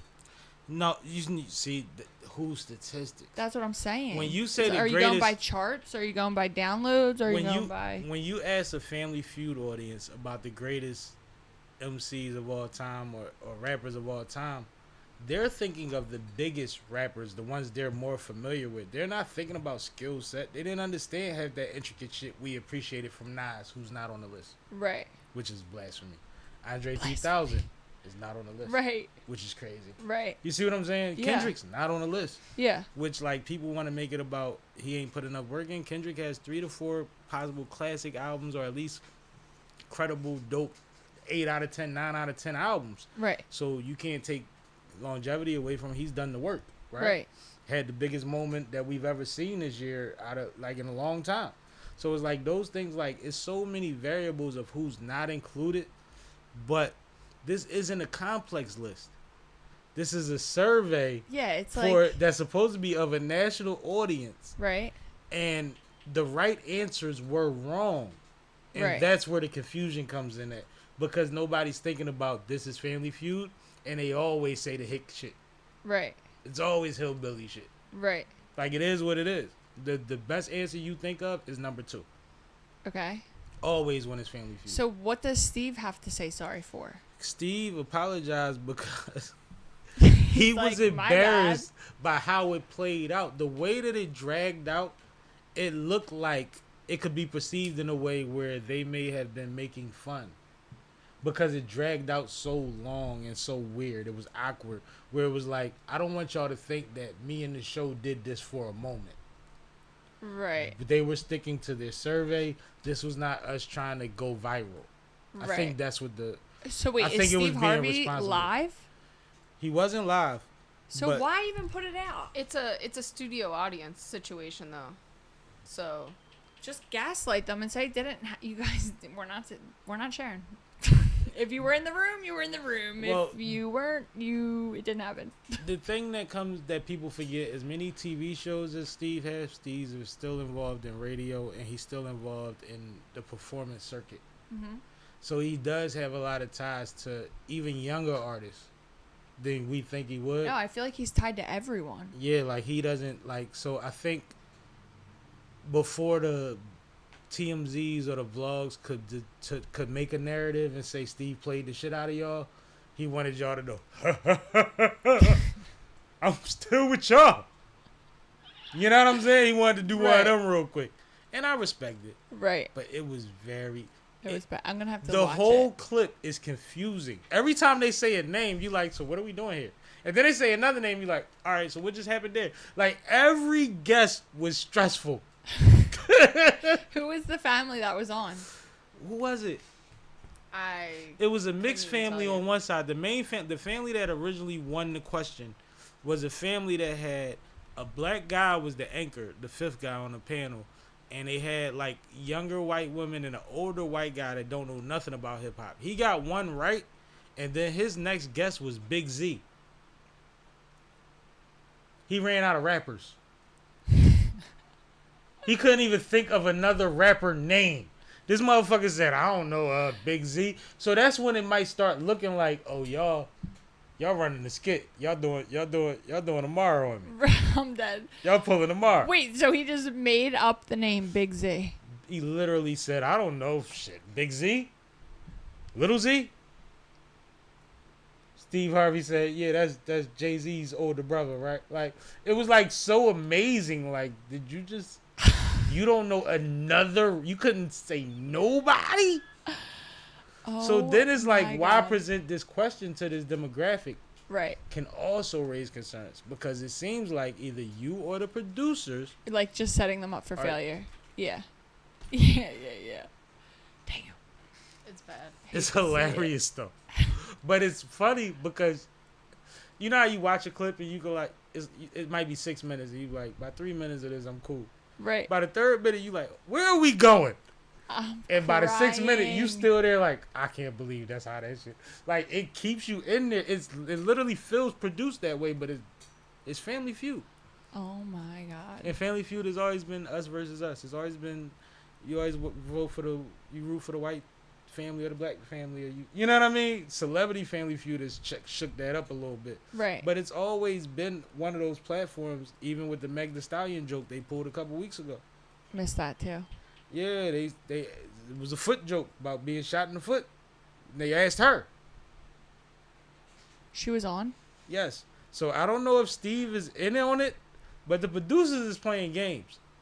So Steve apologized because this is 2 weeks in a row. No, the Meg joint was 2 weeks ago, so probably 3 weeks. 2 instances where it's like, so now they got you going against us, bro. Damn. That's what he apologized for. If I'm being honest, Are the producers white? we don't know who run everything. If I'm being honest, there's Ellen DeGeneres. There's what's my man name that produced everything? There's a little bit of everything back there. Okay. You know what I'm saying? Like, Right. Family Feud is not a show he created. It's a show that he bought the Africa version. Right. Remember, he bought Family Feud Africa. Oh, really? Dude, But Steve Harvey does everything. I feel like he's like Mr. Megorium. shout out to Steve, man, and shout out to 85 South because he's a big part of it. I'm still thinking about going to their show. But nah, man. Kay, what are your thoughts? And do you agree or disagree with me on? Because I said a lot. Yeah, you said a lot. I don't know which part you want me to agree or I disagree mean, on. whatever makes sense to you. Well, so I think that I watched the video and the answers were shocking. But then if you think about it, like to Mars' point earlier, if you ask a bunch of random people and you're asking them who's the greatest rapper, you're not asking them their top 5.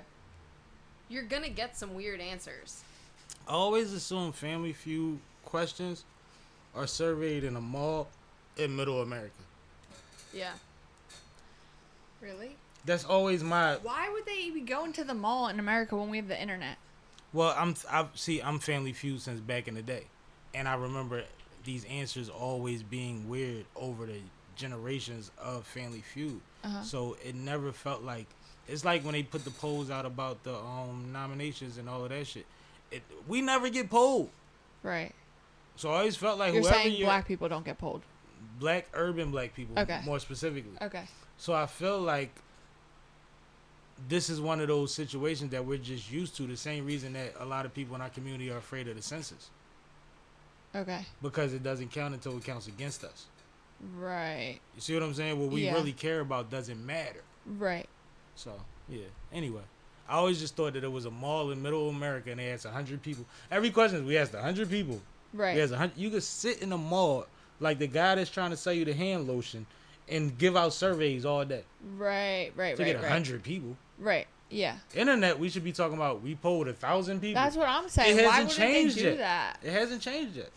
But I do It's giving lazy. I do agree with your point that I think that this is a bunch of producers just trying to keep the show relevant and hip but completely failing.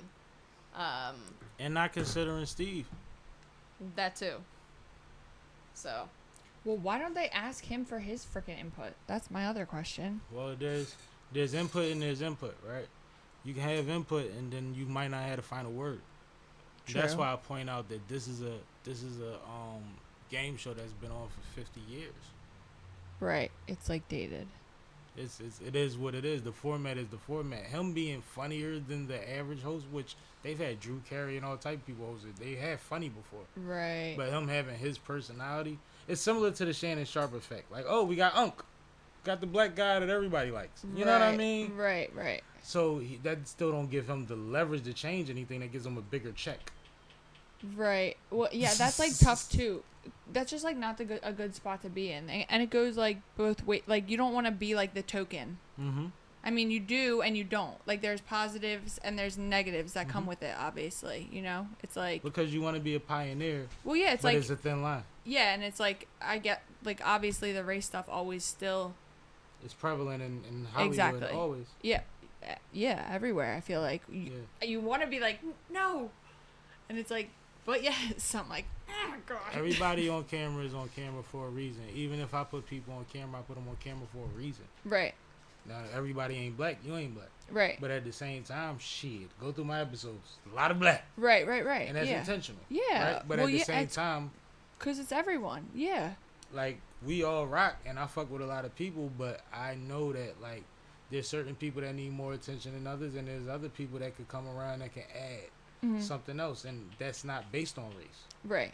You see what I'm saying? Yeah. But I'm intentional about it. It's my preference. Right. If you put something on Facebook that I don't agree with strongly, I might not be in a rush to get you back up this motherfucker. Right. Your face. Right. Because I have that control, and that's not you because you don't lean in those ways publicly. Right. You know what I mean? Right. Yeah. But sometimes it's people I respect, and I be like, why out loud? And if I talk to you, I gotta talk to you in 6 months when you over trying to prove that point. Right.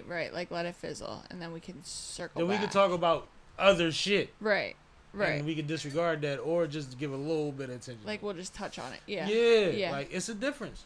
I mean, it is, and some people are worth those conversations, and some people aren't.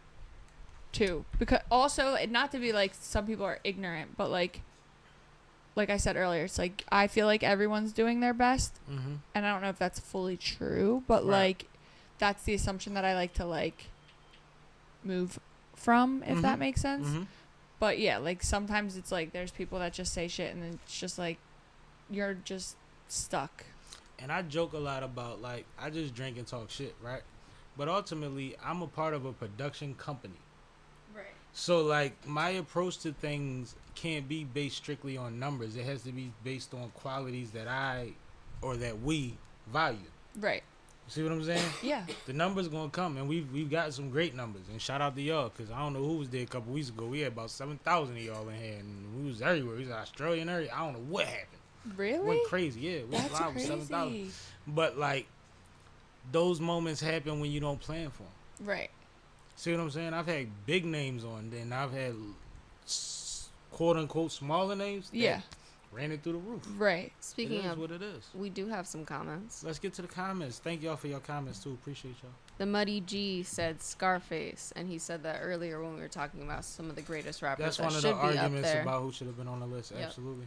And then I I Am agree. Hype said, Hype. Yo, bro, International Hype happens. I just shouted him out. August 4th is the live show. We will be in attendance. Am I in the right where I'm going? Here. You're straight on. Just go straight on. this one or this one? Yeah, man. It's going to be a great night. Hosted by Mel Harris, the comedian. You know Mel? Mm-hmm. See? Mel a good bull. Shout out to Chris Cotton. Somebody that we all love. That's me, Hype, Mel, and a few other people involved with this situation. But yeah, man, it's going down. Tickets is $20 ahead of time. Because I'm telling y'all, the situation gets situated, they 40. And it's all August 4th, 2020, 2245 Manton think- Street. Mel was at the show the Tata show too. Yeah, I'm pretty sure I talked to him at the Tata show. We supposed to get Mel through here soon. He actually, and you know how thorough Mel is? Mel sent me his schedule. Aw. Like, bro, just let me know. This is my dates that's lined up. And he's booked a few times a week. Like, he ain't like. Yeah. So I understand him sending it to me. Like, don't just keep guessing days. This is where I'm blocked out at. And right after he sent it to me, I had a loss in the family and I had another situation and I got like busy. We didn't film anything for a while. Mm-hmm. So I need to get back with Mel and hopefully I can get him through here before this event. Right. So he could or right after and we could discuss what happened. Right. But I'm looking to get Mel through here soon. He's somebody that I met through Chris Cotton at a concert and I think Kay was there when I met him. And we had a great night and then shortly after we lost Chris Cotton. So he's somebody I've been wanting to talk to for a while. Hype Right. in the chat said R.I.P. Chris Cotton, my brother. Always R.I.P. Chris Cotton, man. Always. You'll learn about Chris Cotton. Was he a He- comedian too? He was Yeah. a comedian Okay. from South Philly, Uh-huh. like hyping them, and he was Comedy Central Wow.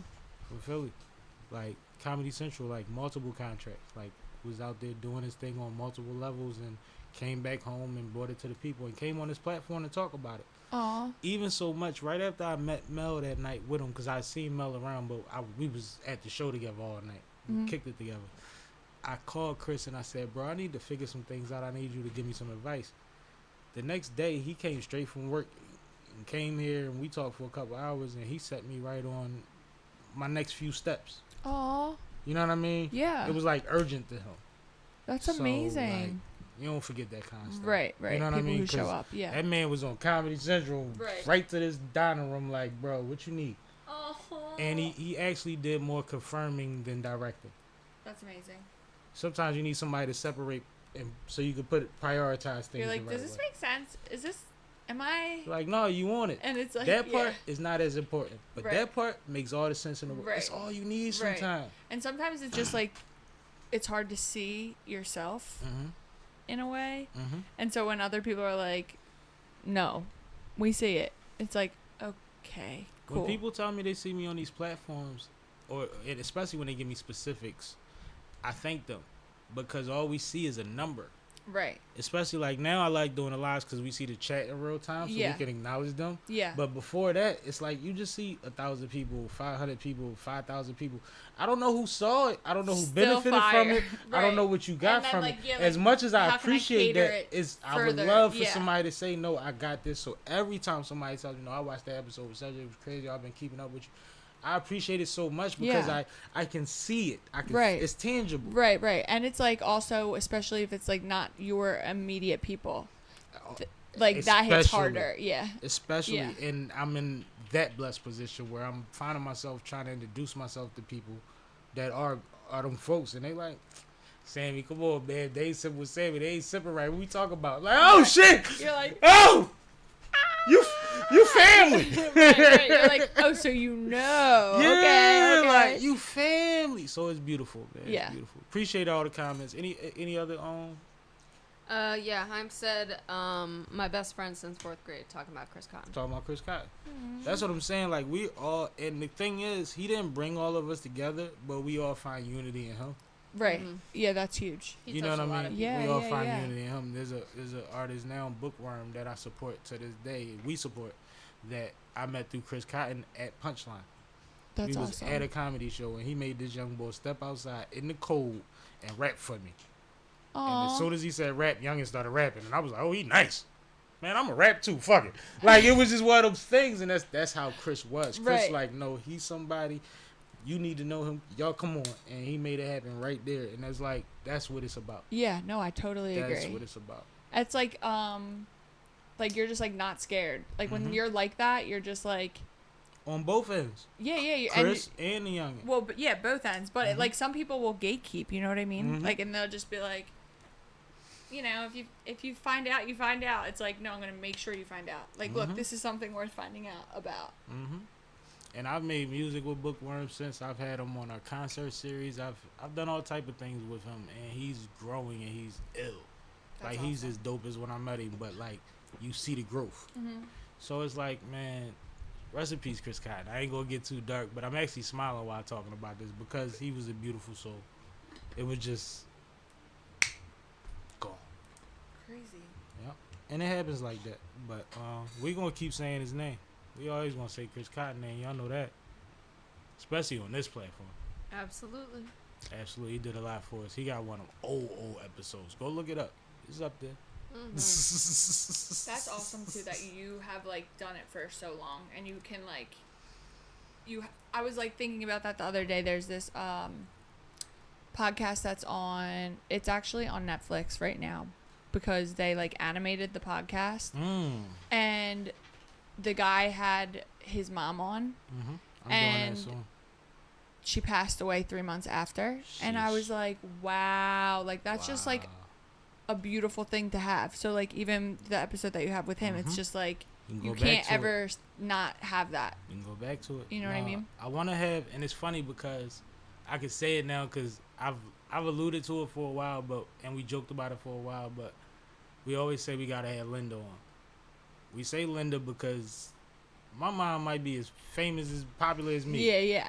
People No. love my mom. I'm the same way. And she's not the type to do this. She doesn't understand it. Right. She supports it, but Right. she doesn't get it. She Yeah, doesn't yeah. understand like Yep. what's the inner workings or the value of it. But she gets feedback from what I'm doing, so she knows that it's positive and that it's working. Right. So I talked to her recently within the last 2 weeks, and like I said, we just had another funeral in the family this weekend that just passed. We had a lot going on, but she told me that within the next couple weeks she'll be ready. Aww. She said she will be ready. She said she got me. She talking to me like a rapper now. Like, no, things are freeing up in my schedule. It's getting a little, I might have some time for you, but I got you within the next. That's how she talking to me. You're like, okay. So I'm Have ecstatic. your people call my people. Listen, it's going to be fun. That's This is the same woman that amazing. likes to show her church friends my strip club videos. Like, she's funny as hell. Like, she's That's such a like- dichotomy. That's how me and my mom are too. Like my mom's like, you say things I wouldn't say alone in a closet. You say things I wouldn't say. I'm like, Mom, don't look. Just don't go look. Okay? Just don't look. Just don't look. But we'll figure it out. I don't know if more than likely You're gonna have to like work on your. You need to make sure you have your questions ready. I don't need no questions for that woman. I know her. I know, but And she I'm gonna saying talk- like when she's here with you, it's like gonna be like, oh my god, like she's here. I'm gonna need a bandana for my face. She is going to constantly try to make me blush. She is going to expose me for He's an like double hour straight. bandanaed up. She gonna be like, so y'all know when he was born, and y'all know it's gonna be that. Like every I was time about I to say, try do to I get direct a something, mic? and that's the thing. Like, I'm still trying to figure out the whole setup. I'll let y'all in. Like, maybe she not. got a patio area, so I'm thinking about doing it on her territory. Like, let her be comfortable or whatever have you, because she gonna smoke her cigarettes. That's like, fine. You ain't gonna get an hour out of her on camera without a cigarette. And whatever have you. But like, I'm trying to get Saf because I grew up with Saf. Saf's known my mom for a long time, and I possibly might even give Kay a mic. But I'm skeptical about Kay because Kay gets too excited around Linda. She starts trying to pull out everything. It's like, yo, let her talk. Don't ask her that. Like, yo, mind your business. Like, Kay go hard around Linda. Like, Linda different. That's amazing. I had friends that go see my mom, and I found out 3 weeks later, like, Maurice came by a couple weeks ago. He stayed for about 3 hours. Doing what? Y'all ain't called me? He just wanted to talk. 3 hours is crazy. He just wanted to talk. That's amazing. And I can't even give examples because I actually said a name that people could actually, and the example I would give wouldn't line up, but it would seem to, so I'm not going to give examples. But they sit down with her and talk about crazy shit that they ain't told me yet. Right. They be helping her figure it out. I mean, she be helping them figure it out before they tell me. You're like, oh, really? Yeah, so she literally, That's good. she That's literally how be like, you are the way you are. Explain.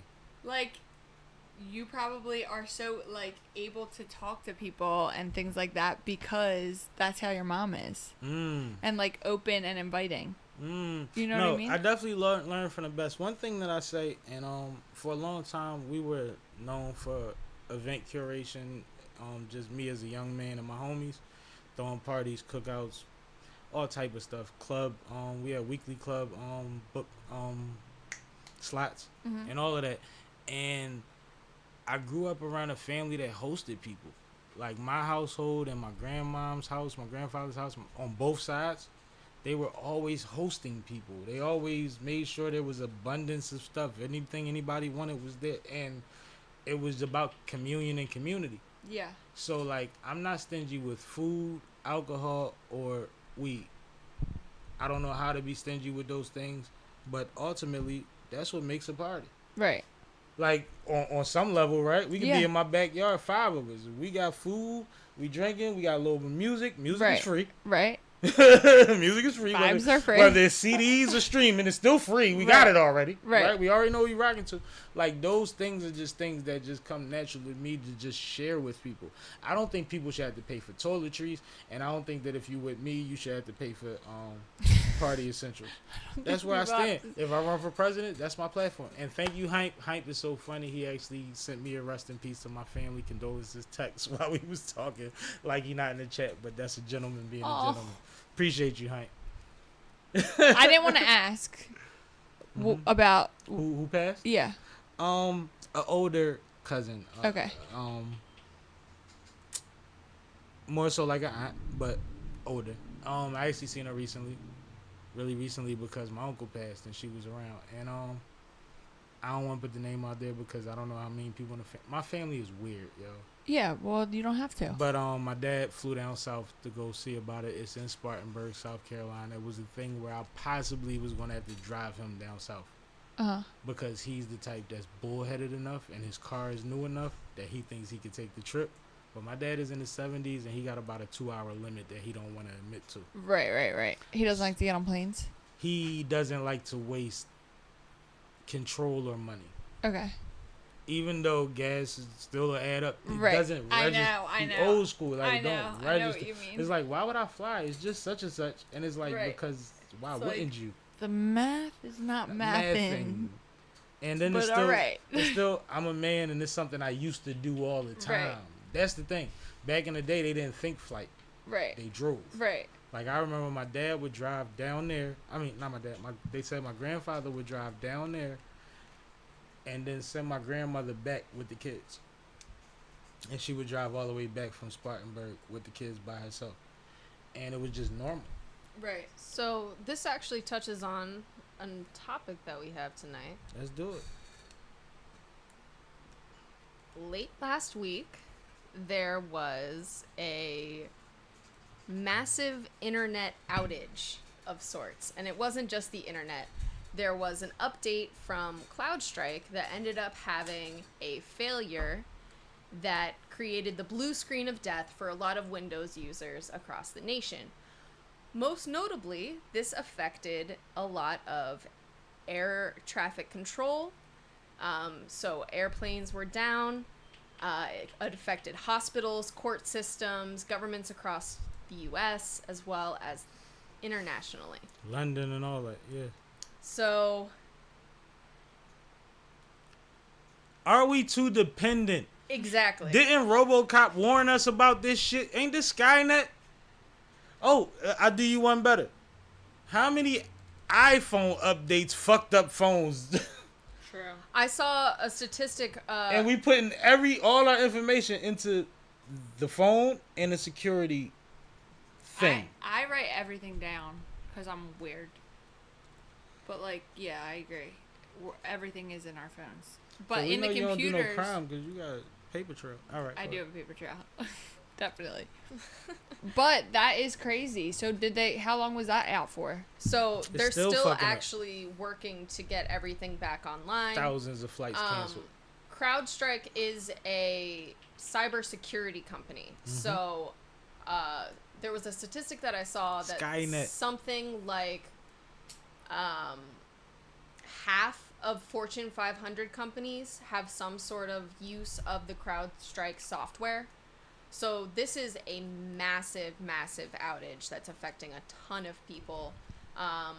Like I said, CrowdStrike is still figuring it out. They've put in a patch, which if you know computer terms, that's like a workaround that they send out. That's like a quick update, but it's not getting everybody back online yet. So there's still some systems that remain to be back up. Nigga, that's the first time I heard a patch used in that term. I was like, "It's a what?" You know how you try to think of what it might be? Yeah, you're like, huh? Yeah, you was. I wasn't That's there. crazy. No, it affects a lot. It's affected a lot, and these things are possible. And the thing is, like, people are waiting for us to get into something with somebody that's going to send some hot shit our way. This shows how quickly a cyber attack can cripple everything. Everything. And this isn't supposedly a cyber attack. This is a hiccup. Hiccup, yeah. I knew you were going to say So that. just imagine if somebody blatantly, and we've seen motherfuckers from other countries manipulate shit in our elections and all of that shit. That's crazy. Our YouTube pages, our ads, we've seen it been manipulated. Imagine what we're giving our information to. Every 3 months, another big company tells us that they lost our I just got a letter from the city last week that my information might have been compromised. And also, guys, I can't like live on Earth anymore because what the fuck does that mean? And how do I know if mine was compromised and what do I have to do to stop it? You know what helps? When you broke. Perfect. When you broke, everything that pop up got to come back because they ain't getting paid. Yeah, well, that's what I'm saying. saying. You can't duplicate my identity and then run up some shit and I be paying it. I ain't got to know.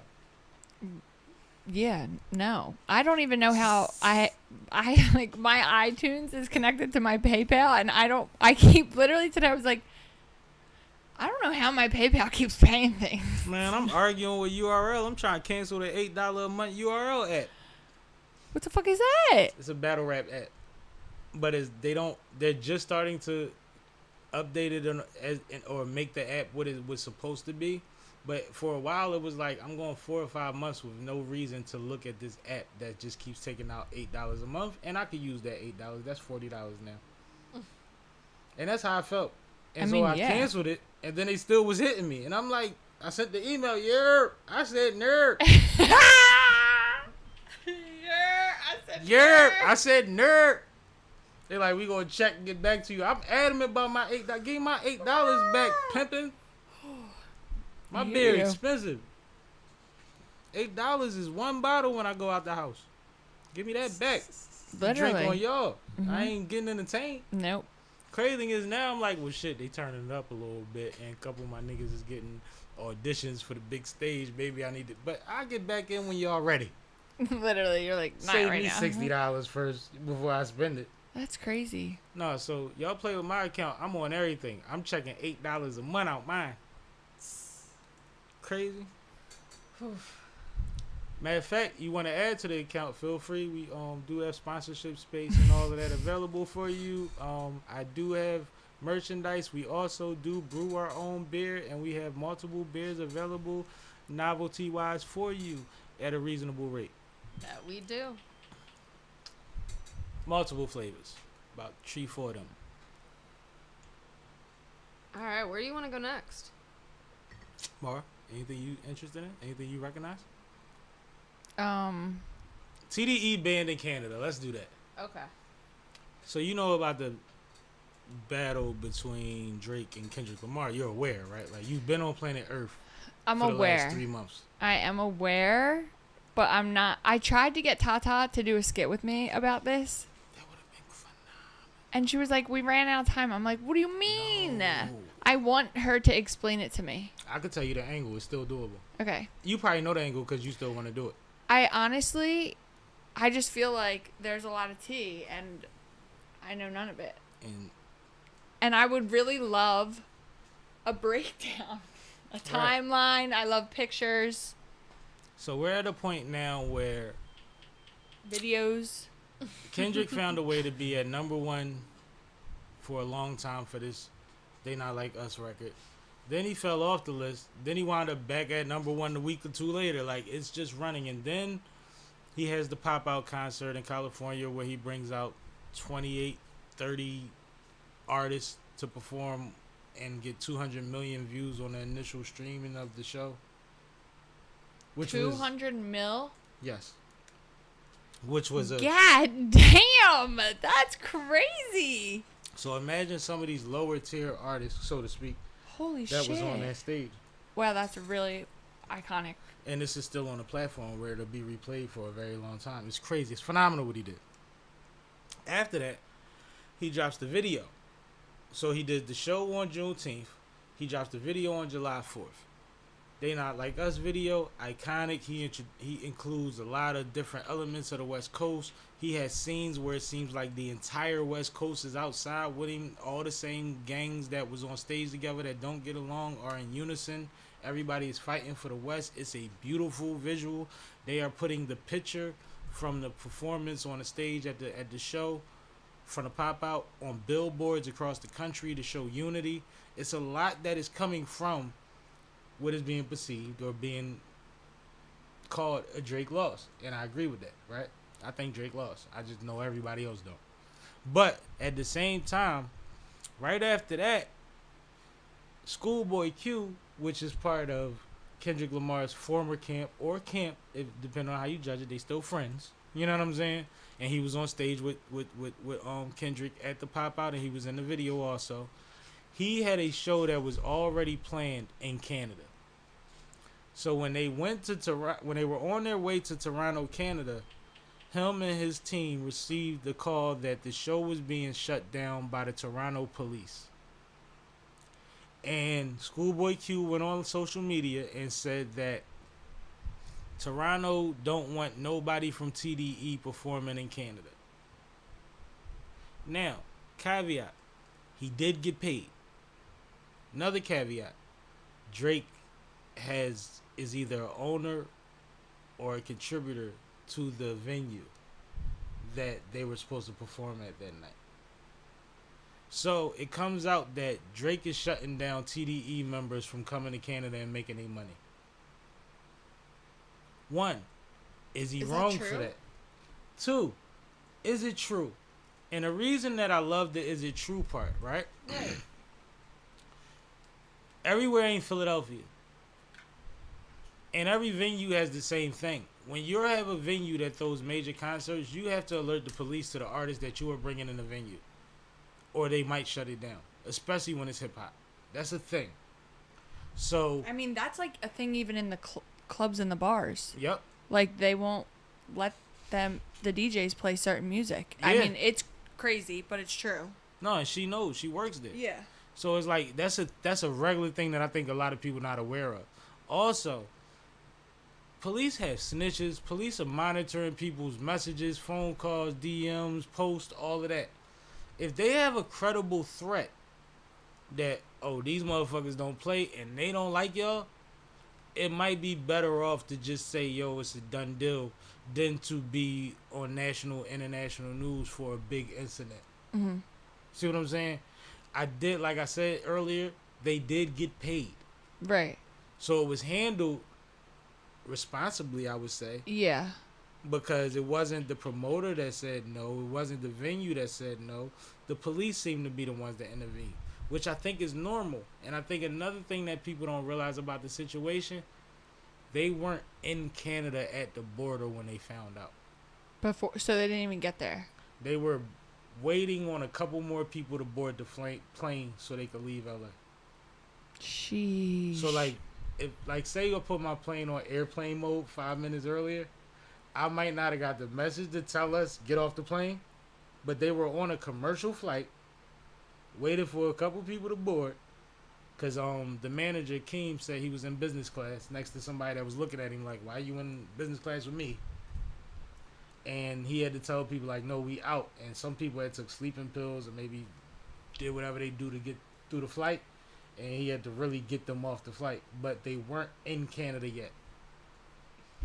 So based on all of that, what do you ladies think? Because I said a lot and I'm sick of talking. Does it make sense? Where do you think the call came from? And if it was from Drake, is he wrong? Is basically what it comes down to. I don't think the call came from Drake. I think the call came from the police. I think that the police were worried about something escalating into something bigger. And they didn't have the manpower to deal with that, so they told the concert venue to cancel it and tell their insurance. Because if the police are the ones that cancel the event, then your insurance has to cover it, right? Yeah, I would assume so. You know better than anybody. You a part of all of it. You do the thing, Kay. Don't act like you don't know. Yeah, so So I said what I said. that's why I said what I said. Nah, I'm picking with you. But I just think that it's something that's going to be overblown by people that just want to say, oh, this is another part of the battle. And it's like, no, this is actually the residuals of tension. Well, and it's also, like, obviously a thing right now. Right. You know what I mean? So it's like the, I don't know, like the conditions aren't like normal. Yeah, it's not and it's a not regular environment right now. At all. And the crazy thing is there's tension everywhere, and this is just another part of something that this government has to worry about. You see what I'm saying? Like, rap shows ain't the only fucking thing to tend to that night. Right. Like, there's a lot going on in everywhere right now, and that right. people are like, silently making sure they covering bases. Right. But I think that, like, one thing that's known for sure is you can't make money in war. And you have to have money to go to war. So even though this is something that hasn't necessarily got violent outside of whatever happened to Ross, this is a situation where you have to be in a position where certain losses might come with what we got going on right now. And even though Schoolboy Q isn't the main character of the fight, he's back in the play. He's running with his crew. So right. He knows what it is. The blessing in it is, I guess, because of what Kay said about the insurance, that they actually got paid. Right. But there comes this time where you might go somewhere and leave without a bag and just be happy that you made it back to the States. Right. Because of something that you're involved in. Or that they consider you involved in. Right. The perception exactly. of media and overseas people don't treat their stars like we do. They resent a lot of them in a lot of places. They won't give you. Well, yeah, that's like kind treatment. of what I was just thinking too. I'm like, that's kind of like a really bold assumption to assume Drake has like that much sway in things. He does have a lot of power because he has gotten felons into that country within hours. Like, he got Gucci Man in Canada. Really? Which is crazy. He has pull. But we can't just start throwing stuff around like Schoolboy Q done toured around the world. This happens. Right. Way before Kendrick beefed with somebody. Right. This happens. It happens. When Drake came to the city and they showed Meek outside the gate with 100 motherfuckers, guess what wasn't happening? Meek getting in that gate. But that was at an arena. Wait, when the fuck did that happen? That was a few years ago. It was after the back-to-back shit. And Drake came to the city and Meek told him he couldn't come and they pulled up.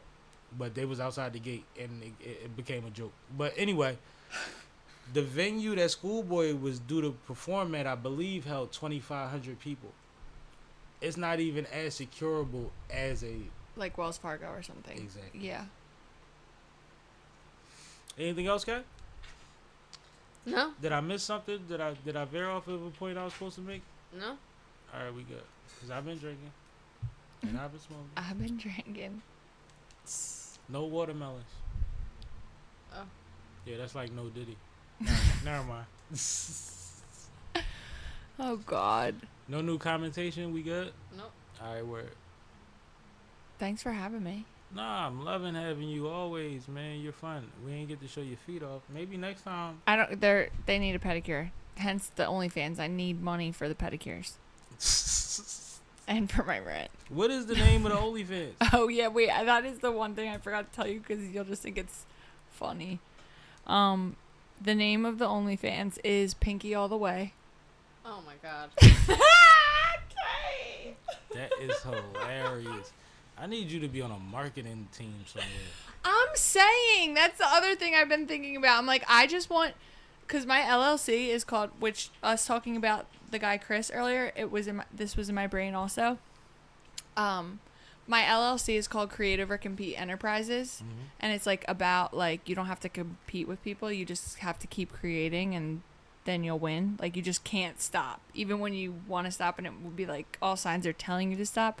You keep creating rather than competing, because when you compete, then your vision gets blurry and whatever.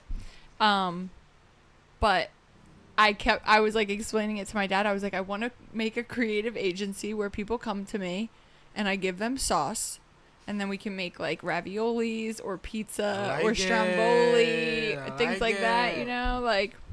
But so yeah, the Pinky All the Way. Pinky All the Way started from the feet. Like, you know, like this little I heard piggy. that's one of the most lucrative. Like, a lot of women be like, I could just show my feet, and they be lying. But certain women is really making money off their feet. Oh, yeah, no, it's a real thing. But, you know, like, remember, like, when you were a kid and they would grab your big toe? Mm-hmm. And it would be like, this little piggy went. Yeah. Okay, I know. so the whole.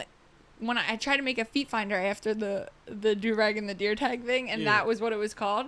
And then it was just dumb and annoying. I was like, I don't know how to do this, so I'm getting off of it. So I got off a feet finder.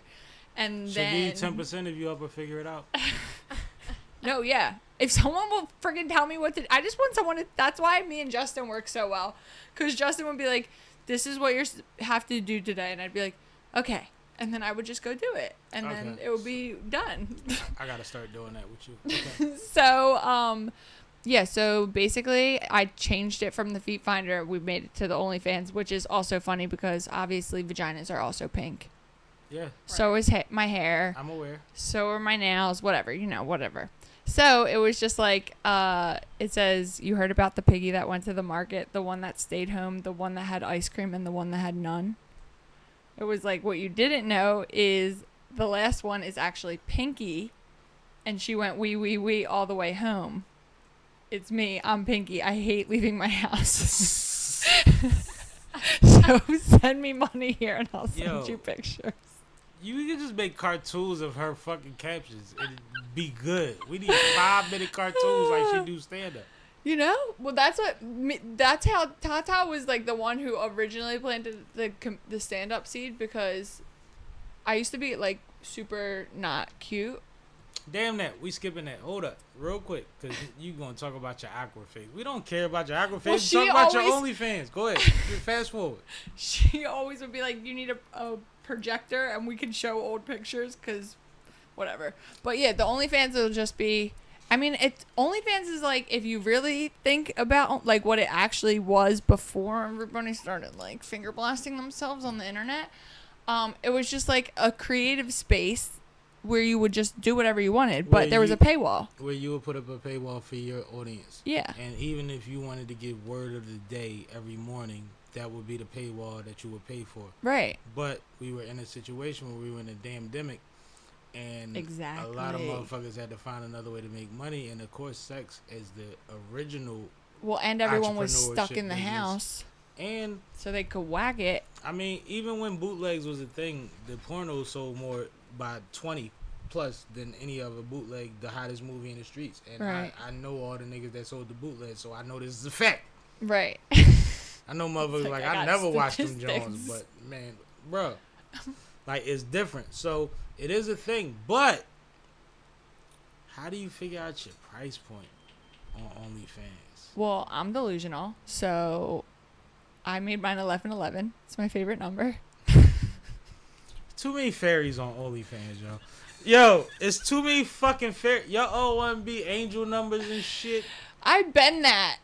That's the other thing. I'm like, everyone's like, my number, da da da. I'm like, all right. So what how does it many? mean? Look up how many people price point is 1111 on OnlyFans. No, you know what? Well, that's the other T. This is like a real thing. Like, this is like a strategic thing. Like, I'm like trying to like research it because I'm like, what the.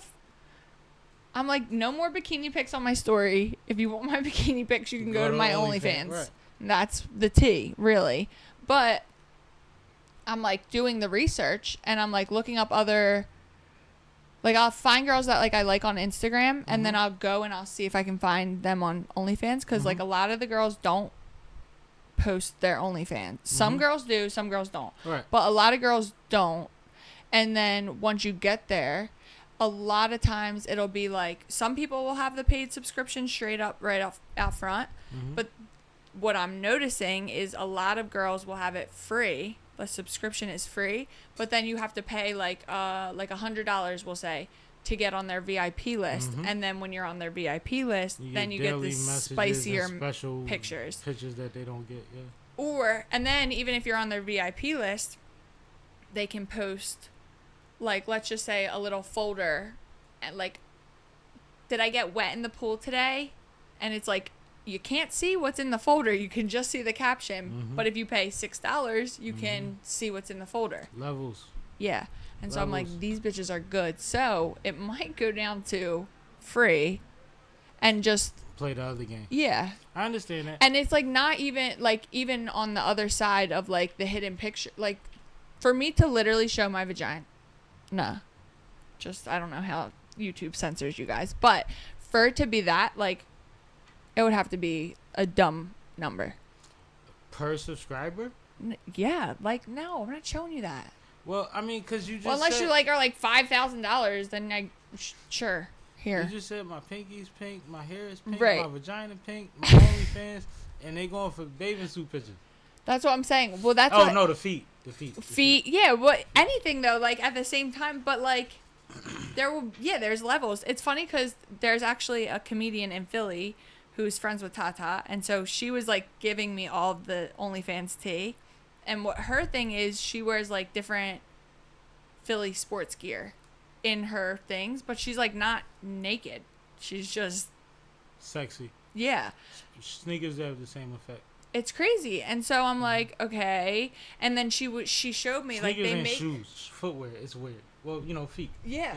And she has like a menu, and it's like if you want to chat with me for 30 minutes, it costs this amount of this amount. If you want to send me like a special certain lingerie or something, That's how the 1-900 numbers used to work. And then it's like so crazy. I'm want, like, if you want me to wear these panties for 3 days and send them to you, it costs you $800. yeah, crazy. Amazing, phenomenal.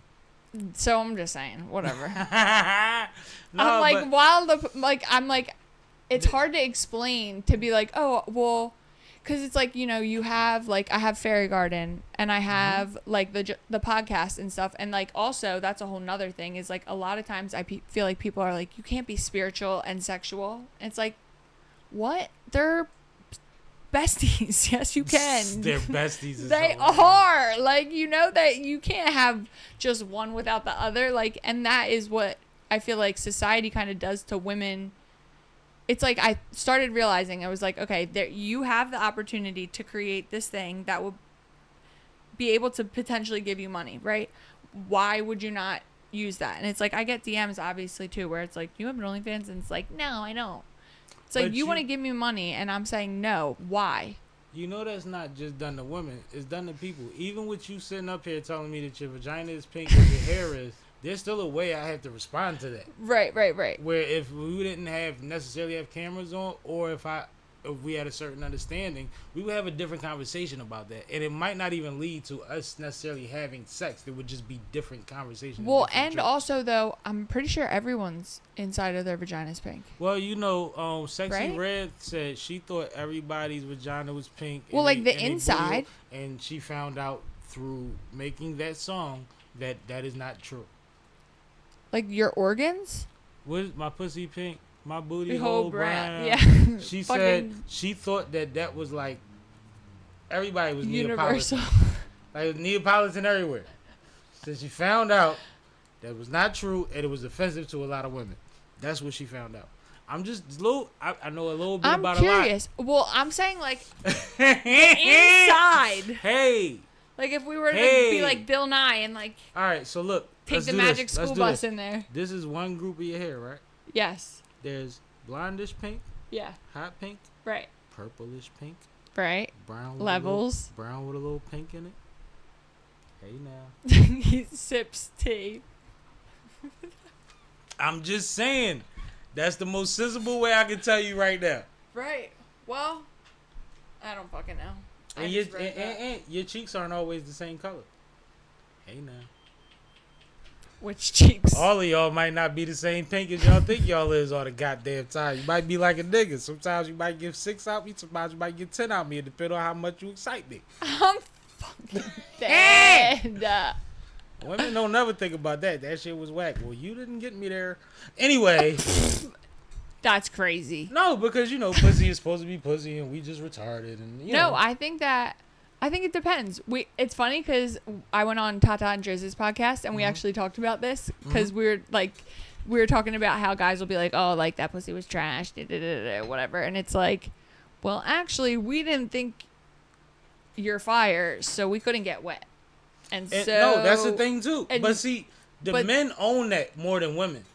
A But man will know, that like, goes I didn't back already. to Steve Harvey and who we're asking. Do you know what I mean? And That's how a we're fact. judging it. So But see, the thing is, men operate off of pride. So a man is gonna walk out with at least I fuck.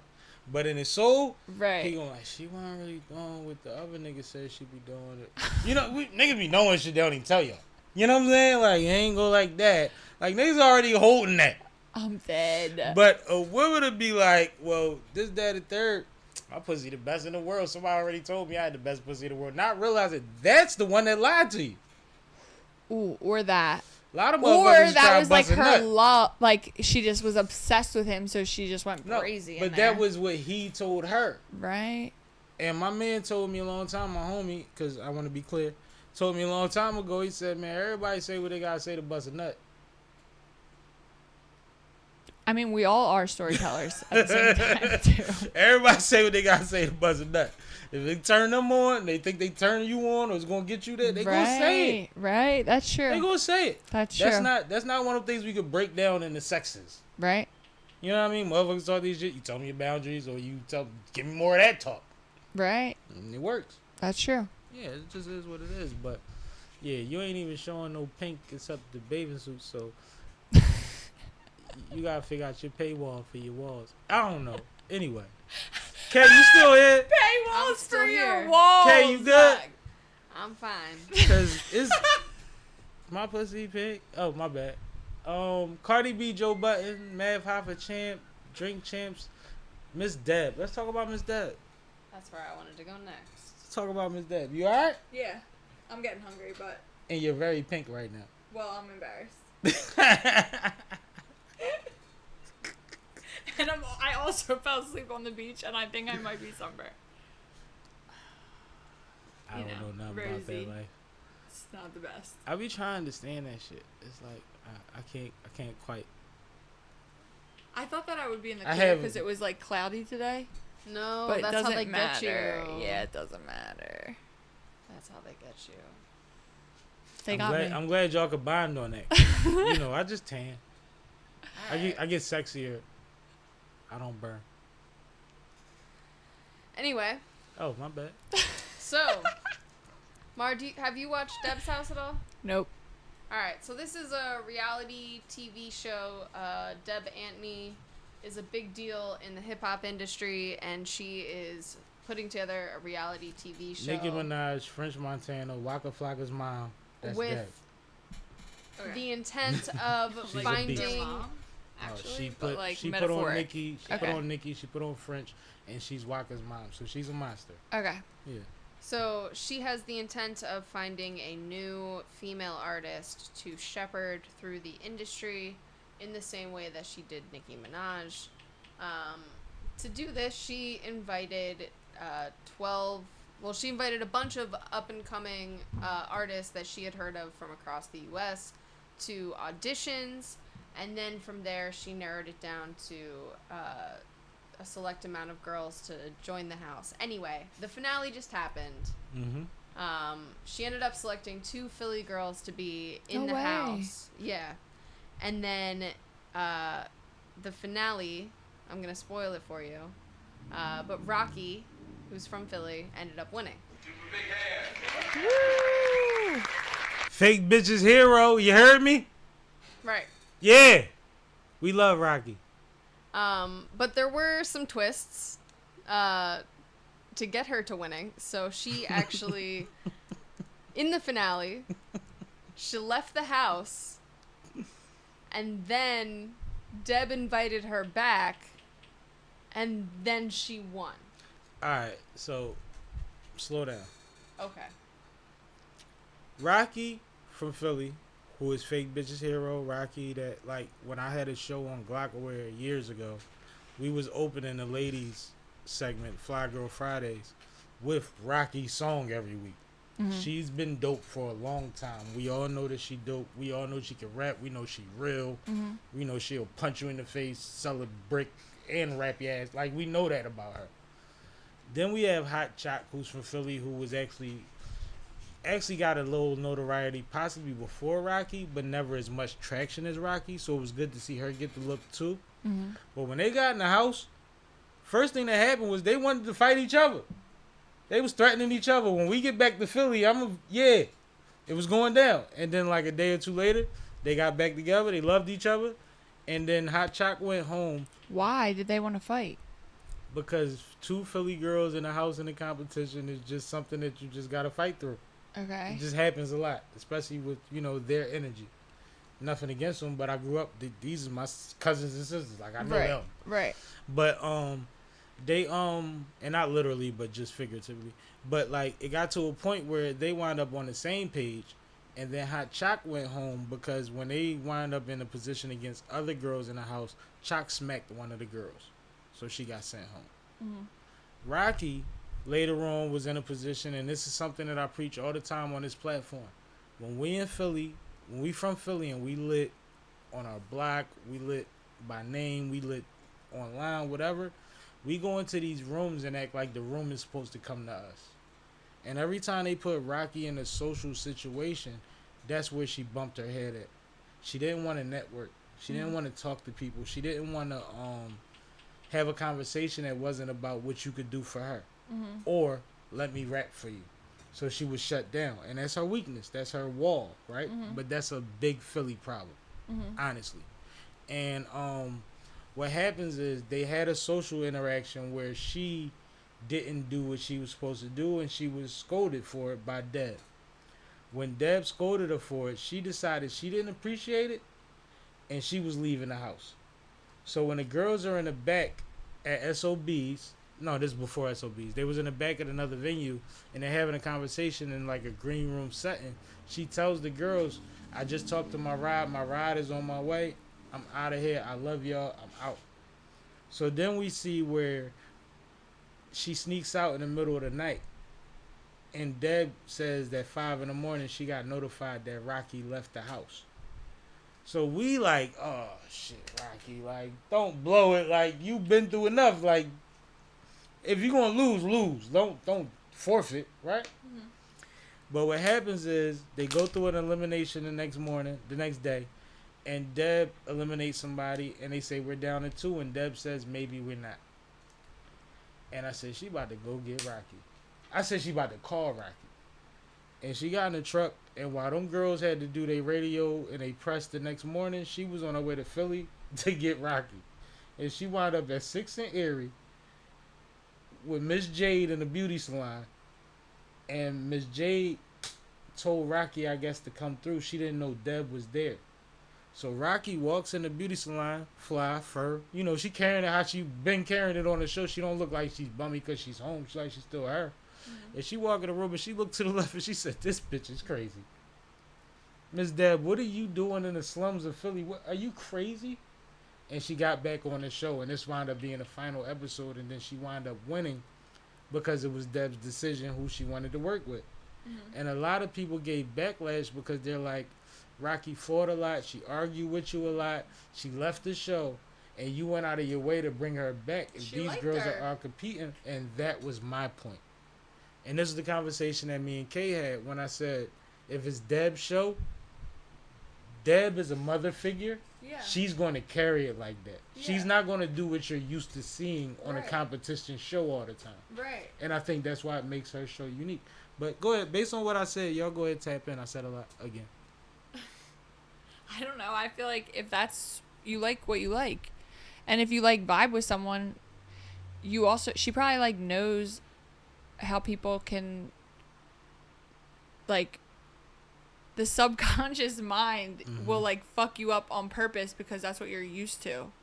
So she's like, so probably Rocky's like her being safe is being in Philly and like not being uncomfortable and having to be in these new rooms and act a better way because she's gotten, I don't know how old she is, but let's just say she's gotten 30 years acting this way and she's still alive.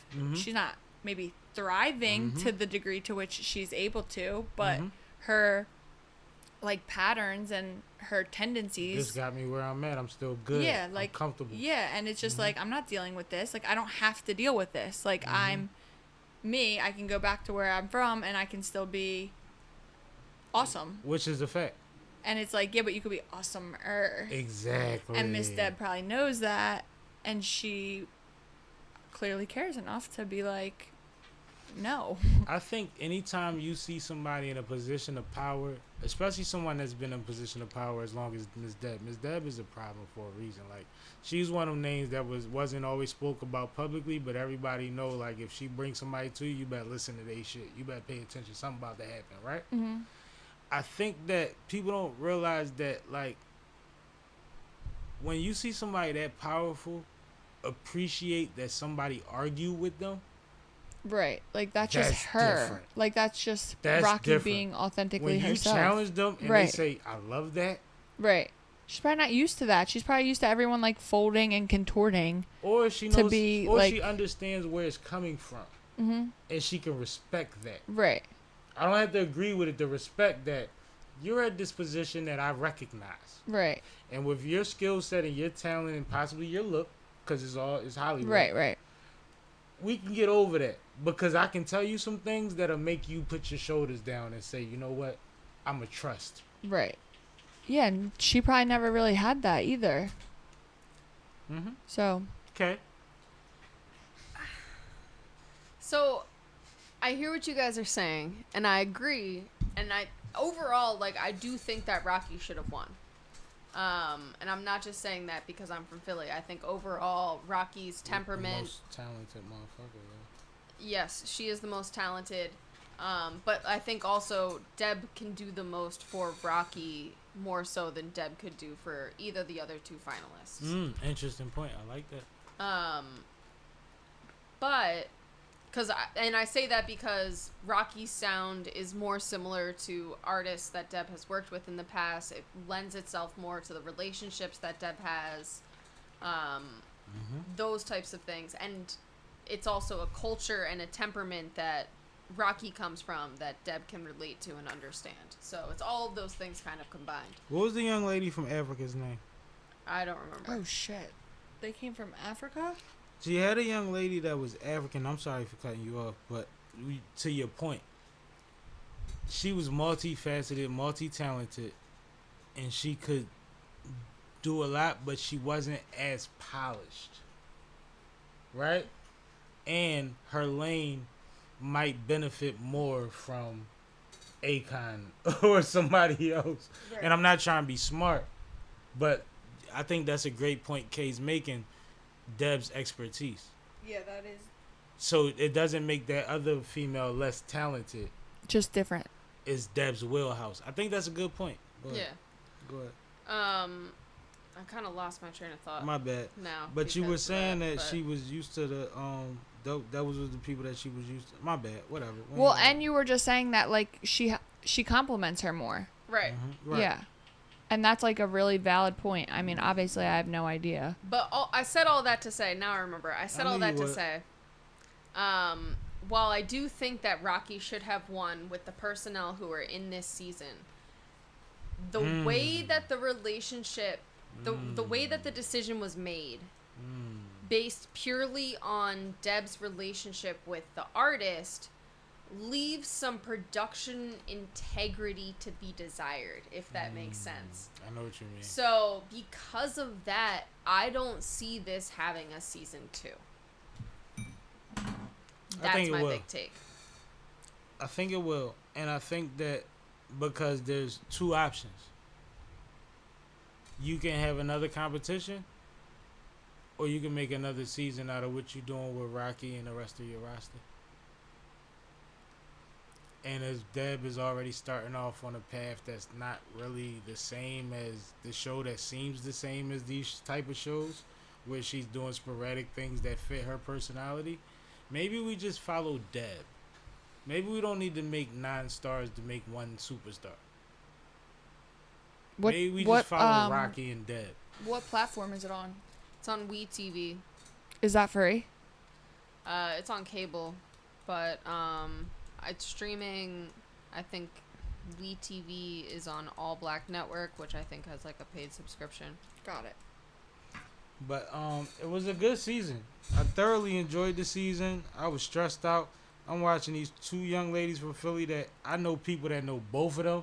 I don't know either one of them personally, but I respect what they got going on, and I've like literally had conversations with people about them, and they was like, "Oh my God, sometimes we too Philly. Oh my God, that's the dopest Philly shit I ever seen. Yeah, show 'em Philly. Oh, don't be too Philly." It was like a roller coaster. It felt like a baseball game. Right. So I was entertained, and I hope they get another season. But I also think that Deb's house doesn't fill a Love and Hip Hop void. It fills a Jermaine Dupri void in the reality TV space. Yeah. So it might be possible to do this again. I think it's possible to do it again. I don't think it's going to be Deb. And that's what I'm saying. Like, I think that there were too many points, because this wasn't the first time that there was some sort of weird thing that Deb just was like, "Oh, it's fine." There was 2 girls in the house that Deb had already been grooming for years, and they were presented as brand new contestants with a fair shot. Oh, okay. So that was one of the main initial problems. But would you not appreciate watching development of Rocky? I'm honestly at the point with the show where I don't know if I trust that the development will actually be followed through on and happen. So you think that I think that WeTV went to Deb and was like, or Deb went to WeTV and was like, "I want to do a reality show." And they came up with a concept, and that concept was created, and they took it to completion, and now they do not care what happens afterwards. Do I think that Rocky and Deb will continue to have a relationship? Yes. Do I think that that relationship will open doors for Rocky? Yes. Mm-hmm. Do I think that it is going to be in the style of mentorship that they described on the show, where she's like living in her house and like with her every day and doing a sort of like internship into the industry? No. I think that's the best show, because I think we're going to see Rocky leave about 3 more times in a month. Oh, they're gonna keep going? She's saying she doesn't think it'll get renewed. I'm saying I hope if it does, it just finishes the Rocky story as opposed to bringing more women in. And the reason I say opposed to bringing more women in is because of the mishaps that they had in the original season, where they did have those couple girls that was there under false pretenses, and she did go get Rocky, which looked a little sketchy. And there was another instance where something else happened, and it was like, well, that's not based on what we're used to seeing people judged on. Oh, it was actually the same situation. One of the females that she already was working with had one of those nights when you supposed to go home and nobody went home. Right. It's different if you send somebody home, but if we all see what blatantly happened, and then tonight, just miraculously, nobody gets sent home, it looks weird when we find out later that that's the female that you already had a relationship with. See what I'm saying? This is just regular reality TV shit. This ain't even rap related. Right. It's just weird. It's just weird. Yeah, but I want to bookend this whole discussion again by saying shout out to Rocky. Well-deserved win. And Hot Chop. Shout out to Hot Chop. I really do hope that this opens a lot of doors for them and that more people tune into the show, because if for nothing else, it was very entertaining TV. Highly recommend. And I don't see nobody in there being fake except the two girls that got found out at the end. Right. Everybody else was really genuine. And when I say real and fake, I'm not talking about gangster. I'm talking about when she told everybody to strip down to the bare them and be the real them. I respected a lot of those women a lot more. What, they like took their lashes off and lashes, makeup, hair, weave, teeth. Oh yeah. All type of shit. Oh, I love that. Yeah, it was fire. That's amazing. It was fire. And I ain't gonna say all of them did it. Y'all gotta watch to see who did it, who didn't. But just to know some didn't. The same, just watch it or don't. But the same reason that you reacted like that is like when she first says that, it's like, oh, these girls want to be superstars. They ain't doing that. So to see who does it and who doesn't is like, yeah. And why?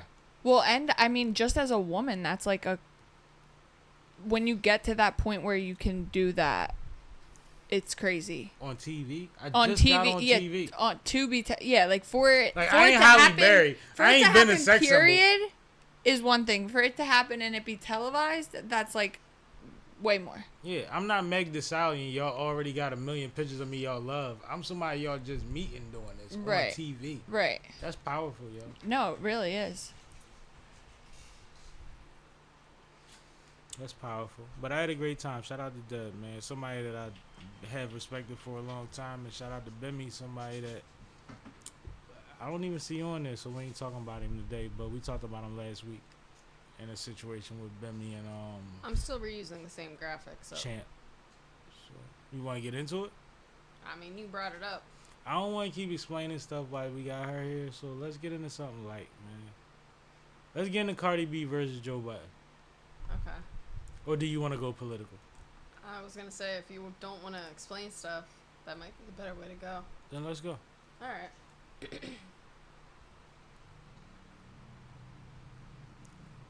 Bear with me. You having fun yet? Yes, I'm just hungry. We're going to feed you if you need to be fed. Wait, how long do you guys do your episodes for? We almost done. Okay, I was like, that. Nah, you're really going off. Yeah, we man. Every week's a adventure, but we almost done now. This probably be our last topic. The Biden dropout is crazy, and you guys know I'm an astrology girl, so it's double crazy actually. So hold on to that thought. Do you know what I'm gonna say? No, okay. Not at all. Okay. I just want to fully introduce our topic. Yes. So the viewers can catch up. So, Biden has officially dropped out, he announced yesterday, of the presidential campaign. And additionally, with that same statement, he endorsed Kamala Harris, his current vice president. False. My bad. That's not true. What? Okay. He didn't endorse in the initial letter or op-ed or whatever you call it nowadays. He didn't endorse her. He endorsed her within 45 to an hour later when certain people put pressure on him to endorse her. I think that's important to point out. Okay. I'm sorry. Wow, he really didn't? No, initially that letter had nothing to do with her, and then a second page popped up. Okay. After pressure from, and I'll keep it real. I watched Breakfast Club this morning. Angela Rye said she was one of those phone calls that got on his ass. Like, just... So do you think that that's wrong or right for him to just, like, if he's announcing his I think that it shows dropout? I think that it shows his reluctancy, that he wasn't willing to buy into the whole thing. Oh, that's... Until he realized that the thing he's been fighting for, a legacy, might be affected by that couple words he didn't say. So Go ahead. this brings us back to what I was trying to say. My bad. It's my show too. Yeah, you just keep cutting me off tonight. I know. So this is unprecedented in a sense because we have never had somebody who was a current president actively campaign up until this point, Right. go through a debate and Facts. then drop out. Yeah. We have had presidents who were sitting in office who decided not to run again, most recently Johnson, but it hasn't happened since then. Sheesh. So, this is a big deal. I will be very curious to see, obviously, because within 45 minutes of the statement coming out, the Kamala endorsement followed. Mm-hmm. A lot of the news press was focused almost entirely on her now campaign and how that will move forward, and secondarily, how to actually get her onto the ballot. We do have the Democratic convention coming up, where our delegates for the Democratic Party will decide the Democratic nominee, but there are other hiccups that go into getting somebody onto the ballot. So in order for somebody to be on the ballot, they needed to have registered a certain amount of time, gotten a certain amount of signatures. There's a process, is the point. Because she was not intending to, because she was on a ticket for vice president, she gets to kind of skip a lot of those hurdles because she was already campaigning. She also gets to keep a lot of the funds that were raised under the Biden campaign. And most notably, today was a record-breaking day in terms of fundraising for that's what Act Blue reported. So take that with a grain of salt, but that's what they're saying. All that to say, it's not guaranteed that Kamala is going to be our nominee. A lot more things still could come out, and I'm curious to see how the news cycle develops now that we're moving on from just talking about him dropping out and opening this up to, all right, so what's next? And that's where I'll tee you guys up to jump in. Yeah, I had to literally have my dad explain the whole thing to me this morning. Because I was just confused. I would love to hear what your dad said, because... Well, he was just giving me, like, I was like, because, like, I didn't even understand how that happens. Like, how does... Because we never seen nothing like this. Well, and I was like, so he just, like, wasted his own time going to that debate? And they were like, yes. I was like, oh. There's there's levels to all of this, right? He knew that he was fighting, I don't want to say uphill, but he was fighting a very rough battle when he first went up against somebody that has arguably 50% of the country as his base, and has the argument based on what's been publicized that you haven't done as much for people as these people think that he's done for them, right? So he tried to lean on things that he thought that he could be strong in, like debate, because I'm honest.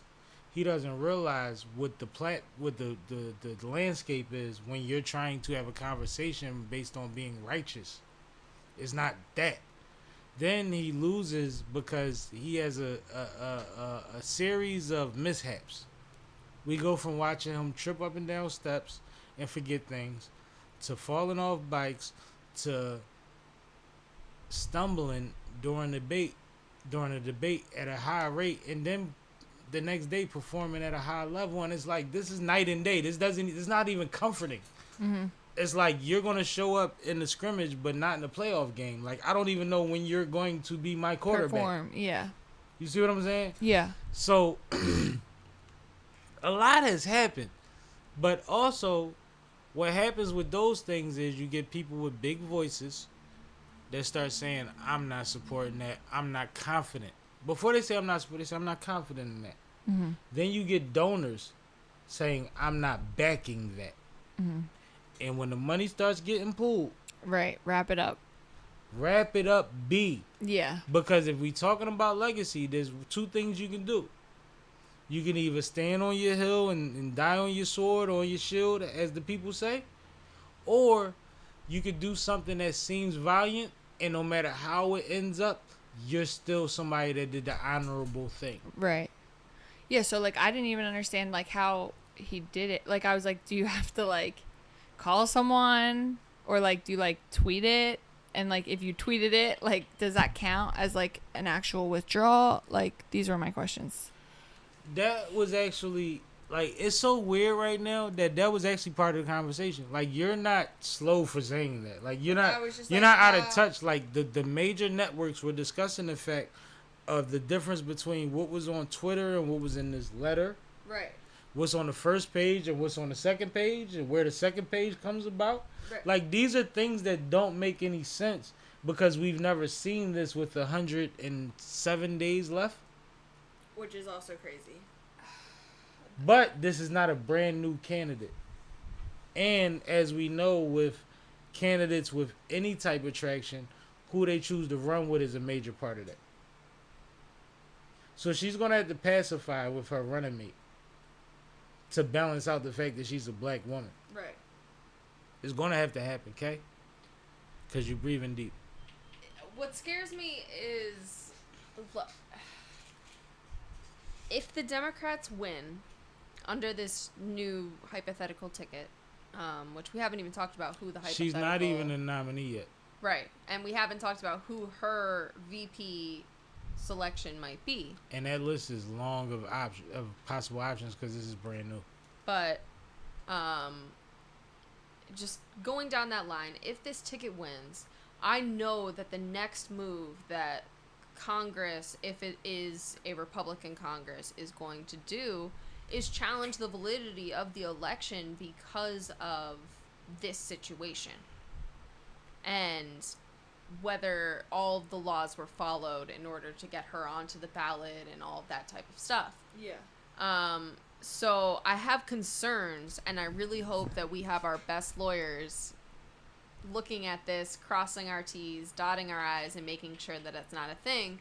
Because although it would be hypocritical for Republicans who have been campaigning on Joe Biden can't do the job, he's too old, he should not even be on the ballot, to then challenge the election because he gets taken off the ballot, while that would be hypocritical, it is not outside of the realm of possibilities. And I feel like that's very likely to happen if this ticket does end up winning. Well, with the state of the Supreme Court and the judges that have been implemented by 45, right? That's going to happen regardless. When they just made that declaration a couple weeks ago that he has immunity to all of these things, they put him in a position to never leave office the next time if he makes it into office. These things are always going to be challenged regardless of how we get there. We're already in that position. It's already happening. They're already setting up all the excuses. This is the shit that we hate to see athletes do. Well, you know, Embiid been hurt half the season, and we just got a new coach, and our GM was going through something. He lost his fucking grandma. Like, we don't hear none of that shit. Right. And this is what it's coming down to. Like, they're telling you all of the excuses before they fail, so that they have something to lean on to revolt against. And it is what it is. It's going to happen regardless. I mean, yeah, people are always going to have something to say. There's fucking... How many people are in the United States? I don't know. But, I mean, 8 billion in the world. So people love yapping. And a lot of people are feeling like they have to be violent for a reason. We are a week and a half removed from an attempted assassination, so to speak. Right. Like, people think that their Twitter voice is big enough to act over. Yeah. So we're in a dangerous situation no matter what happens. We just have to do what's best for the situation. We can't worry about backlash because the backlash is inevitable. Right. Exactly. It's going to happen. They are going to fight against whoever is not their candidate if they get elected. And we might see January 6th all over again. The difference is it's going to simultaneously happen in 8 cities. Ooh, that's how you want to end it? I don't. But anything you got before we go? I know what I want to say, but anything you got to give us, Kay? I know you said you haven't been represented properly on this episode. I want to make sure that you feel your voice has been heard. Oh my God! You see how he does me? You see this? No, I love that you said though, like that you're not scared to be like you're talking over me, because you should be able to say that Because he does. if you felt that way. Yeah. But it goes No. back and forth, and it's not like you're gonna. I hope you're not gonna hold that later. No, I'm Yeah, good. Like, that's what I'm you don't saying. gotta apologize to me. I'm an asshole. I know me. Well, and we all are at some point, so it doesn't matter. You know, well, Kay less than most, so that's why she gets the bitch. But we've worked together for the entirety of our relationship, so this is fine. It's fine. She's I on don't fire. like how she said I that. know she's on fire. I'm gonna sleep on the couch. But I do have a festival coming up September 28th. It is the Fishtown Feast of Vale.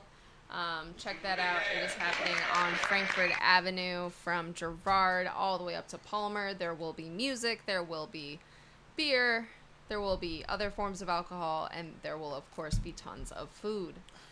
So if you have if you've been checking out Fishtown and wanted to try the restaurants but didn't want to spend all of the money to sit down and have dinner there, check out Feast of Vale. There are affordable plates from all your favorite spots. So please come on out. That is September 28th, 12 to 8. Yes. I heard that. Salute to you. People don't realize how much stuff Kay does in business and in No, in the your real guys' world. whole setup is insane. I feel like, and I feel like I don't even have literally. I feel like I see like the tippy top Nah, I mean, of an iceberg, but I'm just like, whoa. There's a lot under that shell, baby. Yeah, I could see. Turtle I power. believe it. Yeah. Teenage Mutant Ninja Turtles, we out. No, but let us know what you got going on, what you got to keep up, what you got to see your feet and possibly your paint. I'm on Instagram right now, just out here breathing. That's it. I don't have much coming up right now. What's your Instagram? MarbyXO. How you spell it? MAURBIEXO. And your OnlyFans. The OnlyFans is Pinky All the Way, which who fucking knows? Run it up! Run it up! I'm joking. You got the feet for you. FIFO, yeah. I know, right? That actually, yeah, That's we'll the just go next off the record. feet. For now. Feet for now. For now, yeah. Until we figure out what tier we want to be at Yes. and make sure y'all pay with y'all way. That's what it is. So that's where I am. Any more stand-up spots coming up? Would you do it again? Would you? Yeah, Do you think you could do 10 minutes? I'll do it again eventually. Do you think you could do 10 minutes? I think I can do anything. That's the problem. I love you for that. I love you for that. That's the I problem. love you for that. Nah, but you good? Yeah, do you have anything coming up? Man, listen, I'm outside. Actually, we are in conversations for the next concert series. I'm in a conversation with a couple people that want to take on part of the responsibility for making sure the concert series happens, and we appreciate y'all. If y'all don't know about the concert series, it is on the page. We do live stream concerts, and we do great numbers and touch multiple continents and countries, and we have limited awesome talent. It's not 20 performers, it's about 4 to 8. And everybody is quality, and it builds, and it's awesome, and we haven't lost yet. We haven't struck out yet. Shout out to Kay from Front Production. She makes trailers for everybody. We do pre-production, and we make sure that it's a smooth flowing show. And it's not about selling out the building. It's about having the energy in the building and putting the focus on the stage. Fire. So artists love being a part of that. So that's something that we haven't done in a while. We about to do that again. We also have to have another social event, man. We 267, 68 episodes in. I don't know. Crazy. So I guess 275, 300. At some point, we're going to do something, and we're going to do another live show. 269 drops this week. 269 drops Thursday. That's crazy. Shout out to Touch Money 9. But yeah, that's what we doing. We working. Like, I don't even really have time to figure out what I'm missing. because I know that we hitting, and I appreciate y'all for tapping in with us. I appreciate you. Thank you for having me. For being on call.